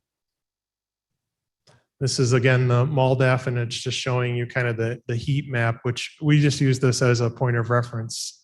They had indicated that at the time, I think we could have additional VRA districts if we did the additional map work.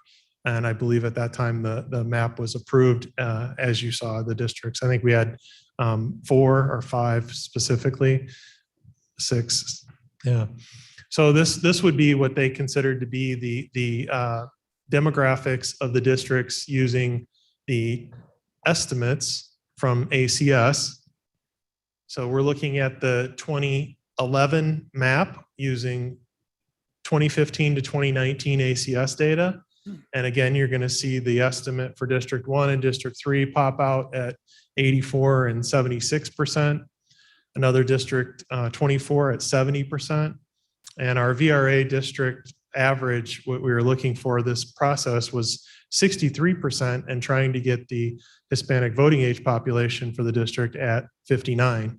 So that was kind of our watermark where we were looking for. The bottom 3 districts are unique because in the current district structure, the District 9, 15, and 18 are overpopulation by, District 9 is almost 9,000 people over. And then I think the average at that time was 21,432. So you're considerably over. So we highlighted the potential VRA Hispanic ones in yellow, and we highlighted the overpopulation ones in red. So if you go to this next slide, this is the northeast corner, and you'll see that we highlighted in yellow and red again, but then we circled in red outline the districts that were up in the northeast. And you'll see there's 3 of them that we identify as, potential Hispanic VRA districts. And then up at the top end of the list, you'll see, again, we still have the 3 yellow ones that are really high in Hispanic population. And red, again, is just high population in general. Do the same thing moving to the southeast, same highlight of red. You'll see the high population Hispanic districts, and District 9, while it's in the top 10 group up there, it's actually up northwest. So that's why it's not outlined. But we were just looking at what the ACS data meant to the current districts, knowing that we're waiting for the census data and trying to get an idea of what this might look like if we have to start drawing lines. This is an exercise in geography and population and demographics. This is the Northwest, where we have the really large district. Mr. Copey, that's your district up there, number 9. You won the population race. You're at 30,000. Obviously, that's larger than what we were looking at this time around.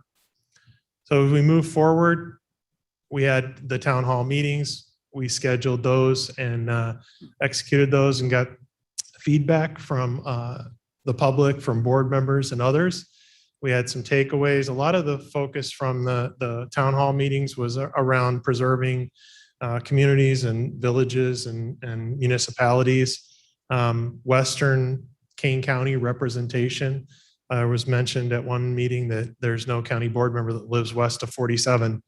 So I think they felt like that, was a concern. I live west of 47, so the other question we got was, why not wait for the census data? And then, what's the process? And I think one of the things that we learned from that was that the census data and the legal part of it needed some remedy. It needed some legislation or something to address the concern that the census dates weren't going to be met. We continued to draft 3 versions of a map with our demographers, version 1, 2, and 3, which was presented to the task force. I believe everybody here has seen these. There was some preference for version 2 in the middle, but this was really a rough draft early on ACS data.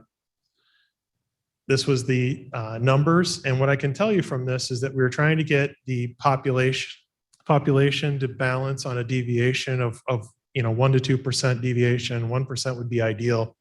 So 1% above or 1% below the average. And then the VRA or voting rights districts for Hispanic, we were looking at 63% Hispanic population, and we're looking at the Hispanic voting rights voting age population would be 58 or 59 is what we're looking for. Again, these were exercises trying to see how the ACS data would look, and hopefully it would fit with the census data. A little bit later, June 17th, Governor Pritzker signed the Senate Bill 825, and we had a new deadlines established from that. So there's a November 17th, we were looking to present the plan. So we're a little bit ahead as far as a new deadline for presenting the plan. New deadline for the reapportionment and board approval was 31st of December. And then the new date for the primary is June 28th. So that changed a lot of the landscape of what we needed to do for this map process. Early on, Michelle Neerman from the State's Attorney's Office and some others, we laid out kind of a tentative schedule. And you see kind of what we were working from and where we wanted to end up in November was county board adopting a reapportionment plan. So we're in November, and that's where we're trying to get to. We still have a few steps left. We obviously still have some public hearings to do. So the next slides are just versions. This was version 2.3. So I mentioned the 3 versions that we did off of ACS. This was in June. This is still before we had census data. We did version 2.3 with the demographers. And this was just trying to balance the district population and get the Voting Rights Act districts. Early on, we determined there could be 5 Voting Rights Act districts in Aurora, 2 in Elgin, and 1 in Carpentersville. So August 12th was the big day. We got all the census data. They released it. And August 12th, we began work from the actual numbers. You'll see, we went from 2000, in 2000, we were a population of about 404,000 to 515 in 2010. And in 2020, we only changed by 1,253 people. We're up 0.24%. And 516,522, which is 16,000 less than what we saw in the ACS estimates. So immediately it's where did the population go? Where did that happen? Because we knew that District 9 up north grew considerably to 30,000 people. And then later we found that in Aurora, we had a substantial change in population, which I know is still disputed, debated, but it does show that there's a little over, I think, 10,000 people deviation in Aurora in the municipality. So the new district size was set at 21,522. So it's about 100 more people per district on average. We started drawing maps. We immediately looked at the VRA districts. This is the VRA district from Aurora. We had the demographers and our legal work with GIS, and we drew a VRA districts in the Aurora area, and then we also drew them in Elgin and Carpentersville to begin with. And that was the original 8 VRA districts. And those were done before we looked at the rest of the county, just trying to deal with the population centers, dealing with the Hispanic population, the African-American population in those cities. We're also dealing with the change in population in Aurora, where there was a reduction in the number of people. So if the number of people in an area where the districts are goes down, the districts have to logically get bigger. That's just the way it is. So the footprint of some of the districts, in order to keep the same number of districts, have to expand a little bit to get the additional population. So in September, we drew another version of the 24 district map using the census data. This was a September 16th version. I'll walk through some of these a little quicker because you can't. There was also a period where Aurora was providing us with input. These are just some of the sketch art that we received. I thought it was interesting I think the one on the right was provided by one of the chief deputy or clerk's office staff. The one on the left, I think, was another pencil drawing that we received. But we were taking all of this and advice in compiling it into what's called a shape file. So it's the boundaries in a shape. And we take the shape files and run the statistics and data. And in the far upper right corner, you can see the percentage Hispanic results. You can hardly read it, but that's the percentage Hispanic based on the pencil and artwork that we received. So we take all the recommendations seriously. We draw them into shapes, then we pull the data in and look at what we get. And then we go back and look at the blocks and the neighborhoods and streets to see if we can get it to balance with the VRA requirement or recommendations, probably more appropriate. But that's the work of September 23rd. We had a period of time where we were trying to roll in the remainder of the county. This was the first version with the entire county as of October 7th. So we moved out of Aurora, Elgin, and Carpentersville, took in the middle section of the eastern side of the county, and then western Kane County, north to south. This was October 7th. We move forward to October 27th. We're getting closer to November 8th. You can probably imagine it. November 8th, we're done. October 27th, we drafted 2 more. And you'll start seeing dates pop up at the bottom. The 10/26 is the date on the left, and then we had another change on the right.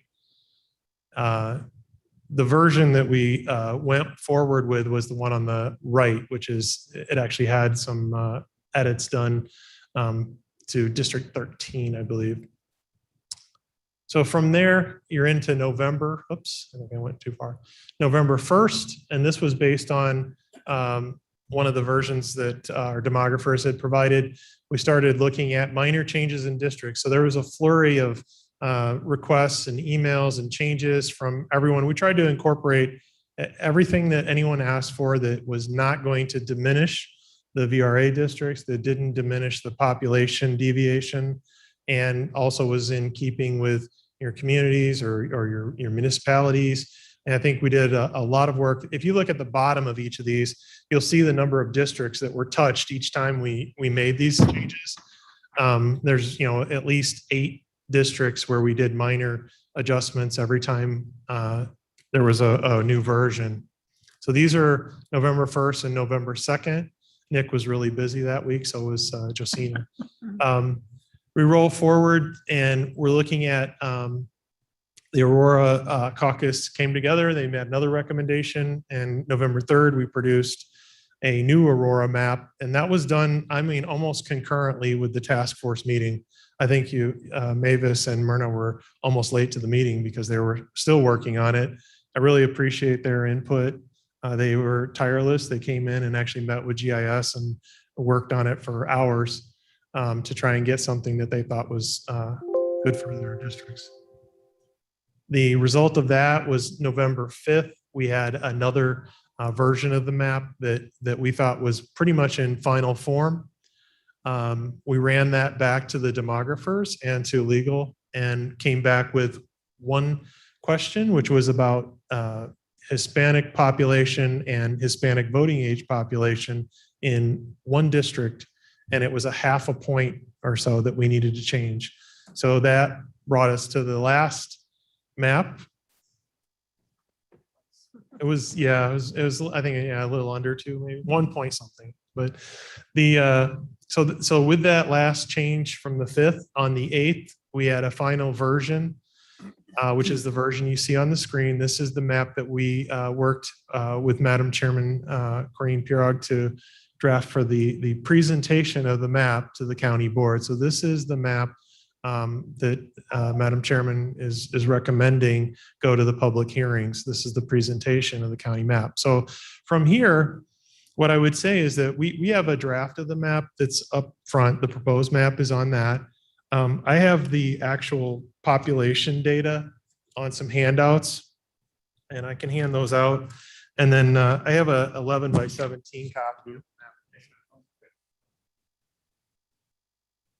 Madam Chair, is that a copy of the map that you had distributed? This one? Do we have an interactive map too, Roger, for this? Roger, this has been put up on the website, correct? So we can drill down onto it? Yeah, so these maps are relatively small. There are poster size maps in the county board office that we have available. It is on the county's website. It's the one that says new. We are going to put it into GIS Interactive, so you could potentially just navigate and drill in. We just sent the shape files off to the demographers for one last verification. So we are verifying the population, the Hispanic population, the Hispanic voting age population. And then we'll also be looking to legal counsel to make sure we didn't miss anything. And then we have obviously the schedule for the public hearings, which are coming up. But this is the data from the map, and it shows you the population. Ron? But if you just bear with me for 1 second and we'll finish this, and then I'll take any questions I can try to answer. So what we ended with for the Hispanic voting rights districts was a District 1, 3, 6, 7, and 8. And then in Elgin, we had District 17 and 20. And in Carpentersville, we had District 24. Those are 63% Hispanic or greater. And then the voting age population was, I believe it's 59. Ideal is 59. Yeah. One district is at about 58. 6, 7, something like that. So the last thing is these public hearings that we're working on scheduling. Those are going to be November 15th and November 17th. The first one is at 6 at Elgin Community College. The second one is at 6 here at the Government Center. The first one will be live stream from Elgin. We'll stream it. The second one will be live stream in Zoom. So if you want to participate via Zoom, we can have that available. Anybody that wants to come in remotely. I believe that is the end of slides and maps. I hope that was enough information, but this is the map that is being presented. And with that, Madam Chairman. Oh, thank you, Roger. And I think we need to thank Roger and his team and everyone else who was on this map making process since April. Hours have been spent drafting what is ultimately come to you for your review. As he was going through that, I remember sitting on the conference table upstairs, literally climbing on a chair and climbing on the table so I can get a detailed look at a certain precinct on the map and how we were going to move it. So this has been not behind closed doors. This has not been dictated. This map is ultimately a culmination of all of your work, all of your suggestions, all of your help and all of your assistance. And I was told early on that if I give all of you half of what you want and that you're upset with me for the other half, we've done a great job. So hopefully when we bring this out to our communities and we have their input, we will listen to what they have to say. We will make comment. We will address any of their concerns. We will take a look at it again to see if there's any tweaks or revisions that need to be made. They will be brought back to you, and if there are substantive changes, of course, to the task force. And then we're looking forward to presenting this map, the county board map, to the county board on November 30th at 9:45 for your approval of your map, because it no longer then becomes the map, it becomes the county board map. 9:45. Okay. So are there any questions on this? Yes, Mr. Shepro. Roger, and I would certainly commend you and your staff for all the work they have done, some of which frankly was remedial to some of the work that we commissioned from outside sources. But in recent days, I have learned of an issue that bothers me greatly about the accuracy of the data, and that is this new concept of differential privacy. And I wonder if you could comment on what any of our experts think about that and how we feel that impacts the numbers that we are apparently relying on.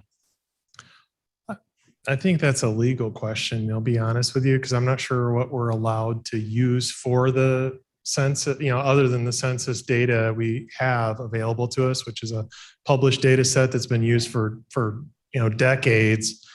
Well, as I understand it, this census, for the first time, the Census Bureau has adopted this concept of differential privacy, in which apparently they have deliberately introduced what they call noise into their numbers, so that much of the block data is actually fictitious in order, according to them, to protect the privacy of people within that. The only thing I know about census data is that they do use imputation, which is if you don't answer your survey, they can interview people around you. And This is a family, whole but- different concept. Okay, Yeah. I I guess don't know we'll of have any to other. look into it further. I would offer Phil Lucahan, Special ASA, to answer that question. Thank you. Phil? Yes, Madam Chair and Mr. Shepro. Mr. Shepro is correct that differential privacy has been entered into the equation this year by the Census Bureau, or this term. No one knows exactly what that does, but the reality of it is that that is the only data we have, and by law, that's the data we have to use. So it's much better, as we've seen in the ACS data. I think it may create problems in small block areas, but I don't think we're talking about significant differences, especially because most of the drawing was done at bigger than the block area. And I really don't believe that, given the deviations we're at, which is under 3% on each side, that this is going to have any real significant effect on your map. It's kind of like what we talked about before with the census and the fact that some people may be undercounted, especially Aurora, at least, anecdotally, we're hearing that. But the reality of it is that the best data we have is the PL 94-171 data, which is what you used. What is that data? The census. That's the actual census from April 1st, 2020. And this data, Phil, this census data is being used to create all maps throughout the United States. Is that correct? Every map that I'm aware of, the congressional map in Illinois, the state legislative map, every map that we are involved with is all using the PL, what we call the PL data, which is the April 1st census data. Okay, very good. Does that answer your question? No. Thank you. Well, thank you I for can your add, honesty. oh, go ahead. Josina, yes, please. I can add the differential privacy, I think, is kind of a little bit of what Phil was saying, is that it shifted the data at the block level to provide privacy for individuals who could be identified by the census data at the block level. It was not overall tampered with. It was all adjusted within the higher geographies, like census tracts and precincts. We largely tried to draw on the larger geographies. So the block level data that was impacted by the privacy differential is not the level of geography that we predominantly used. And again, like Phil said, regardless, it is what we're required to use. And it is the best data that we have. But to try to address a little bit of Mr. Shepro's concern, the adjustments were largely at the block level. Just a quick response is apparently there's studies done by Harvard University and others that, for example, I think it said in the state of Florida, they have blocks in which there are hundreds of thousands of people, but supposedly no residences, and other large block data that suggests large number of residences, but no population. And it seems as if the smaller down you go in the units you're looking at, the more this concern for the privacy protection. The Census Bureau itself described that they were introducing random noise, is what they called it, into the data which apparently is deliberately misleading or designed to obfuscate what's really there. And as I could see it, I know that one of the national county organizations has expressed concern about how this all plays out, particularly because our districts are done at the local level. And the fact that it might average out over the whole state doesn't seem to be relevant.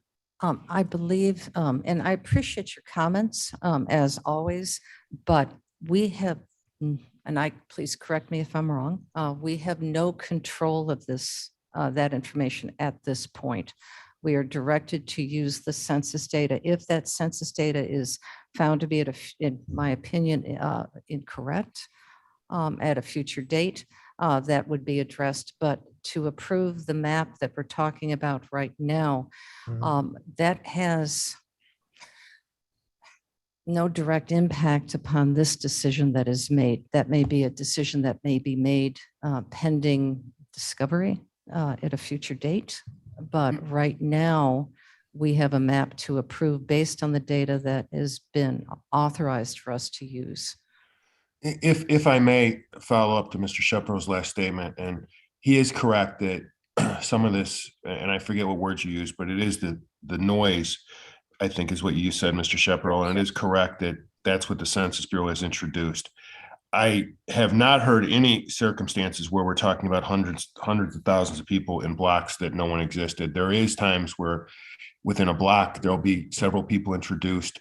I don't think we have a circumstance where that affects what's been provided in this map.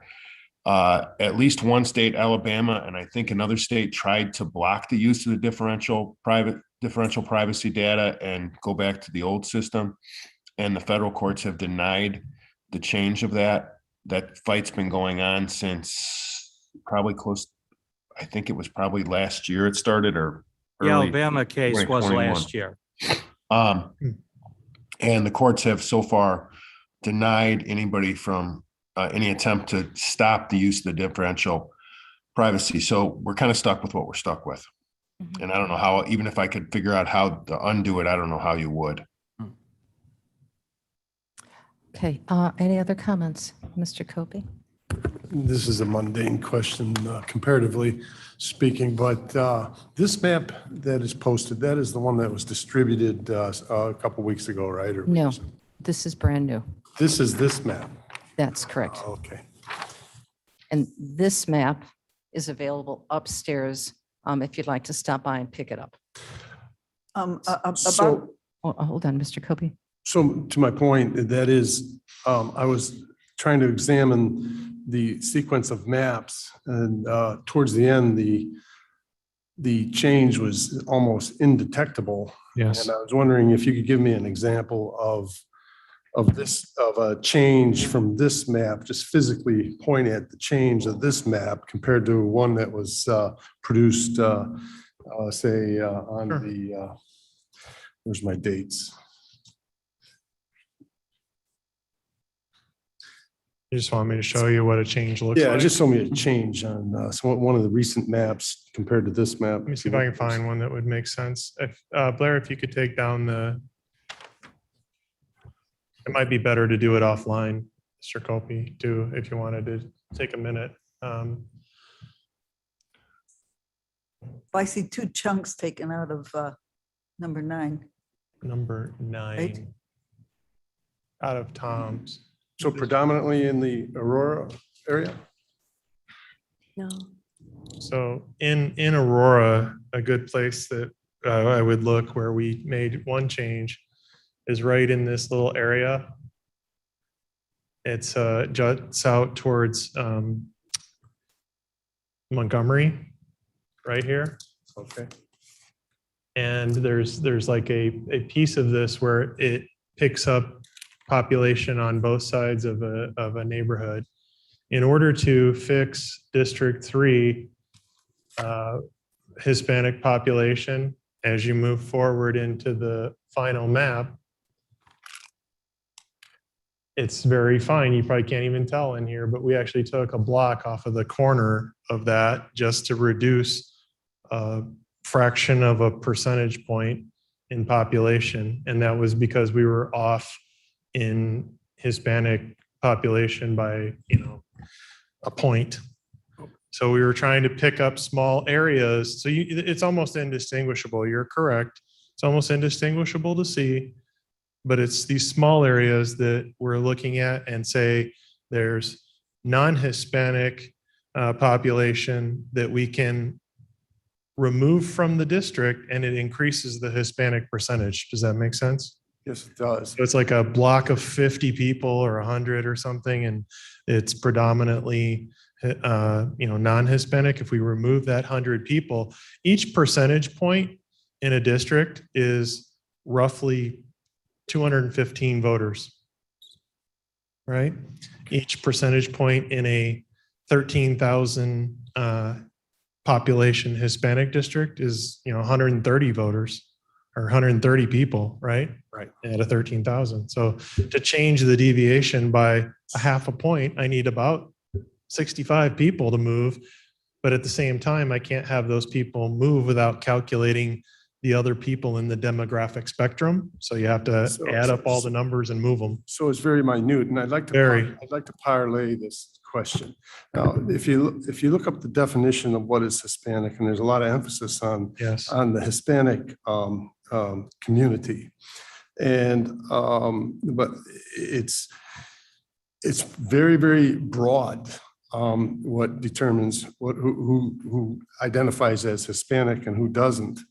But then you come to the Black communities, and we have very few concentrated Black communities in Kane County that could, and there, the definition of a Black man versus a Hispanic man is entirely different.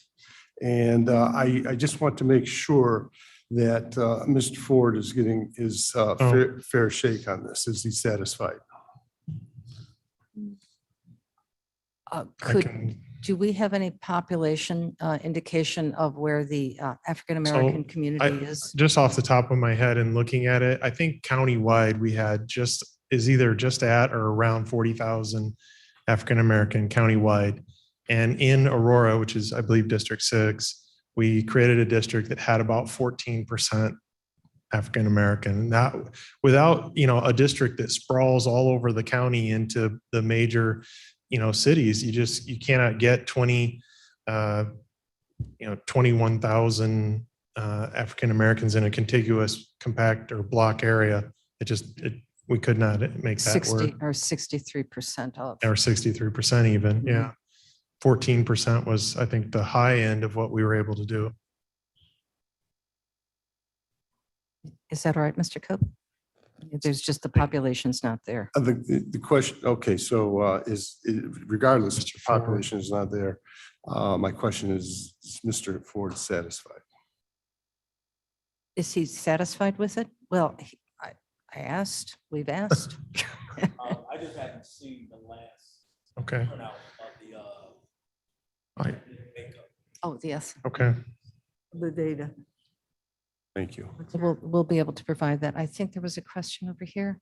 Yes, Mr. When I Shepherd. was going to comment, my recollection is that while we know that precincts are not a legal entity, it seems to me when we ran the numbers, there was not a single precinct that had even 50% African-American population. I don't recall the exact numbers, but something like that. You probably know it better than I do. Yes, I have, and maybe I'll just reserve it for the end. I've Yeah. got some overall comments on the map that. All right, fine, yes. I have a question for our special state's attorney. With regard to Mr. Shepro's concern about the differential privacy, what percentage would that possibly change? If noise should be, I think of noise as like 1%, 0.5%, 2%. Do we know how much difference that could make? I don't even know. Phil? I don't think they've set that, but I think you're in the correct area. I think it's less than 1%. Yeah. So Mr. Shepro, would that, may I address, Mr. Shepro, should I address you? So is that better? Is that okay? Is that a big deal? The problem is, as has been identified in some of the university studies, seems to be that because the Census Bureau does not release the actual detail and will not The for raw data. 70 years, the Census Bureau asserts that, don't worry, it's not a distortion, but there's no way to verify that. What I have discovered in these articles and the surveys is that this concept would appear to have a disproportionate impact negative impact on minority districts and minority representation. And I'll be happy to send everybody to a link to the research that I've seen. And right now we don't know. There was a lawsuit filed, but my belief is that lawsuit was dismissed primarily because they said it's too soon. You can't show, because they didn't at that point have the final data. So it was speculative. So whether there will be more suits, it might seem to be an invitation to anybody, any municipality or jurisdiction that has a substantial minority population, to question whether I don't know what else to call it other than the manufactured noise has a significant impact or not. I don't know that we know enough about it, as I think has been agreed. This is a brand new concept, so it's something that hasn't been tried before. And it appears that the Census Bureau has been criticized as being a little bit too concerned about these privacy issues, and in the process is sacrificing accuracy. But obviously, the smaller it is, the less impact it is. And you still have an election to prepare for and districts to be drawn, voter cards to get out. So, yes, Mr. Ford. Madam Chair, thank you. I just want to make a note that, and I understand we got to use the Census Bureau as is. Mike, please. I just want to make a note of, and I do understand that we got to use the Census Bureau as is, but just to give an idea that there's a strong possibility that these numbers are way off. The number out of Aurora is a loss of 18,000, I believe, close to it. You have a reduction of 9% of your population. So It's that- across 4 counties too, though. It's across yes, 4 counties? 4 counties. All right. It's not So just us. just on that understanding that if you average that number by 5.5 per household, you come out to a little bit over 3,200 households lost. You can't imagine what that would look like. That's a whole series of houses just empty in blocks. Ghost town. It goes ghost town, you know. So it has to be a clear understanding that there's a strong possibility that these numbers are not accurate. And there's nothing we can do about it. At this point, there's nothing we can do about it at all. It has been recognized, and obviously we've seen how your maps have changed, particularly in the Aurora area, and the impact that has had with some of the other county district maps because of that. We cannot speculate on what the numbers could have been. We only can use the numbers that are provided to us. Yes. Just, Yes, sir. Ron, for what it's worth, none of my 3 children returned after college.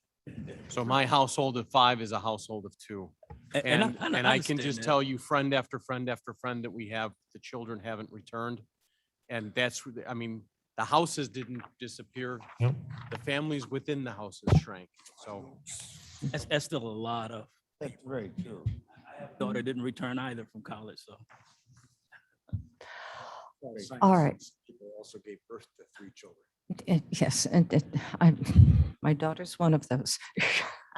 And they're all residents here. Any other questions? Of course. I would commend our staff for all the work they've done on this. I have to say at this point that I am deeply disappointed in this map. We have tried for weeks to introduce significant changes to a few districts that we feel have been unfairly and arbitrarily drawn in such a way as to be extremely punitive to the current board members. As far as I could tell, those have been submitted multiple times and for change, and we've never gotten a response why that couldn't be done. In the meantime, of course, when we finally got a map to look at, we had about 48 hours in which to propose changes. I'm very discouraged by that. I'm discouraged by the fact that the task force has never been asked to, as a group, to approve, disapprove, or offer input to any of these maps. And also had no input into the selection of the people that were hired to do that work. And now, after weeks and weeks of dealing with apparently Aurora, and I commend Aurora for having come up with a solution, but that was not something that was part of a general discussion with the board. And so a lot of us don't really know what happened there other than the final process. So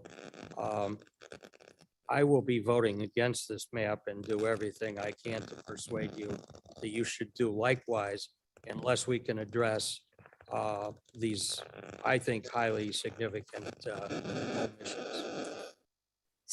Since we're all sick of talking and being here, I won't elaborate on it, but I will hopefully communicate that to anybody who's interested.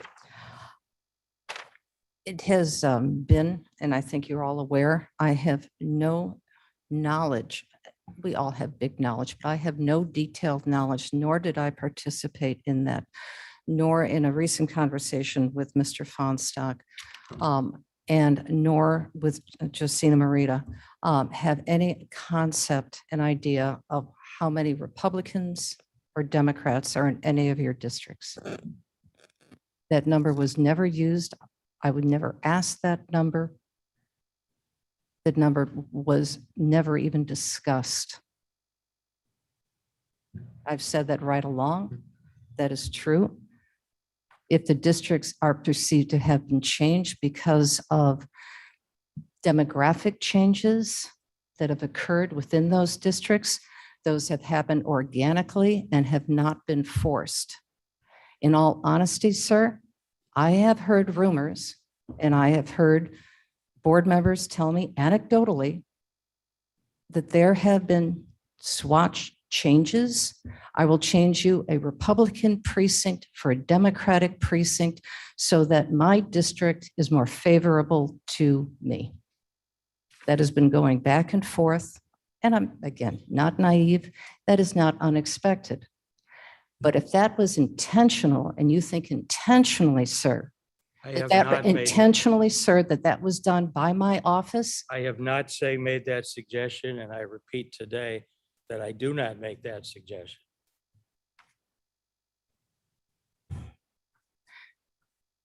I agree with Mr. Shepherd. I'll vote no, but I want you all to know the sun is out. There's a day outside waiting for you to go to that other life you had before you came in here. It's 2 o'clock. Thank you. So if, here's the process, and I will wait with great enthusiasm to hear Mr. Kenyon's next comments, but if we may just pause it quickly. The board will be brought this map on November 30th. You can either choose to accept it or not.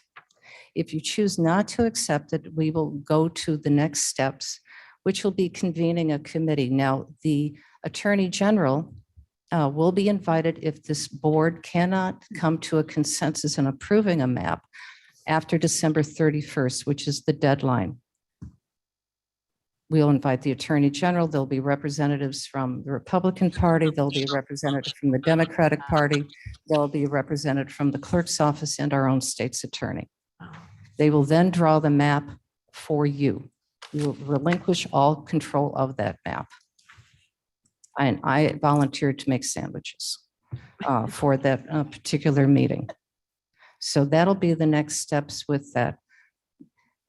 So as we move forward with this process, as I mentioned earlier, some of you will be happy, some of you won't be.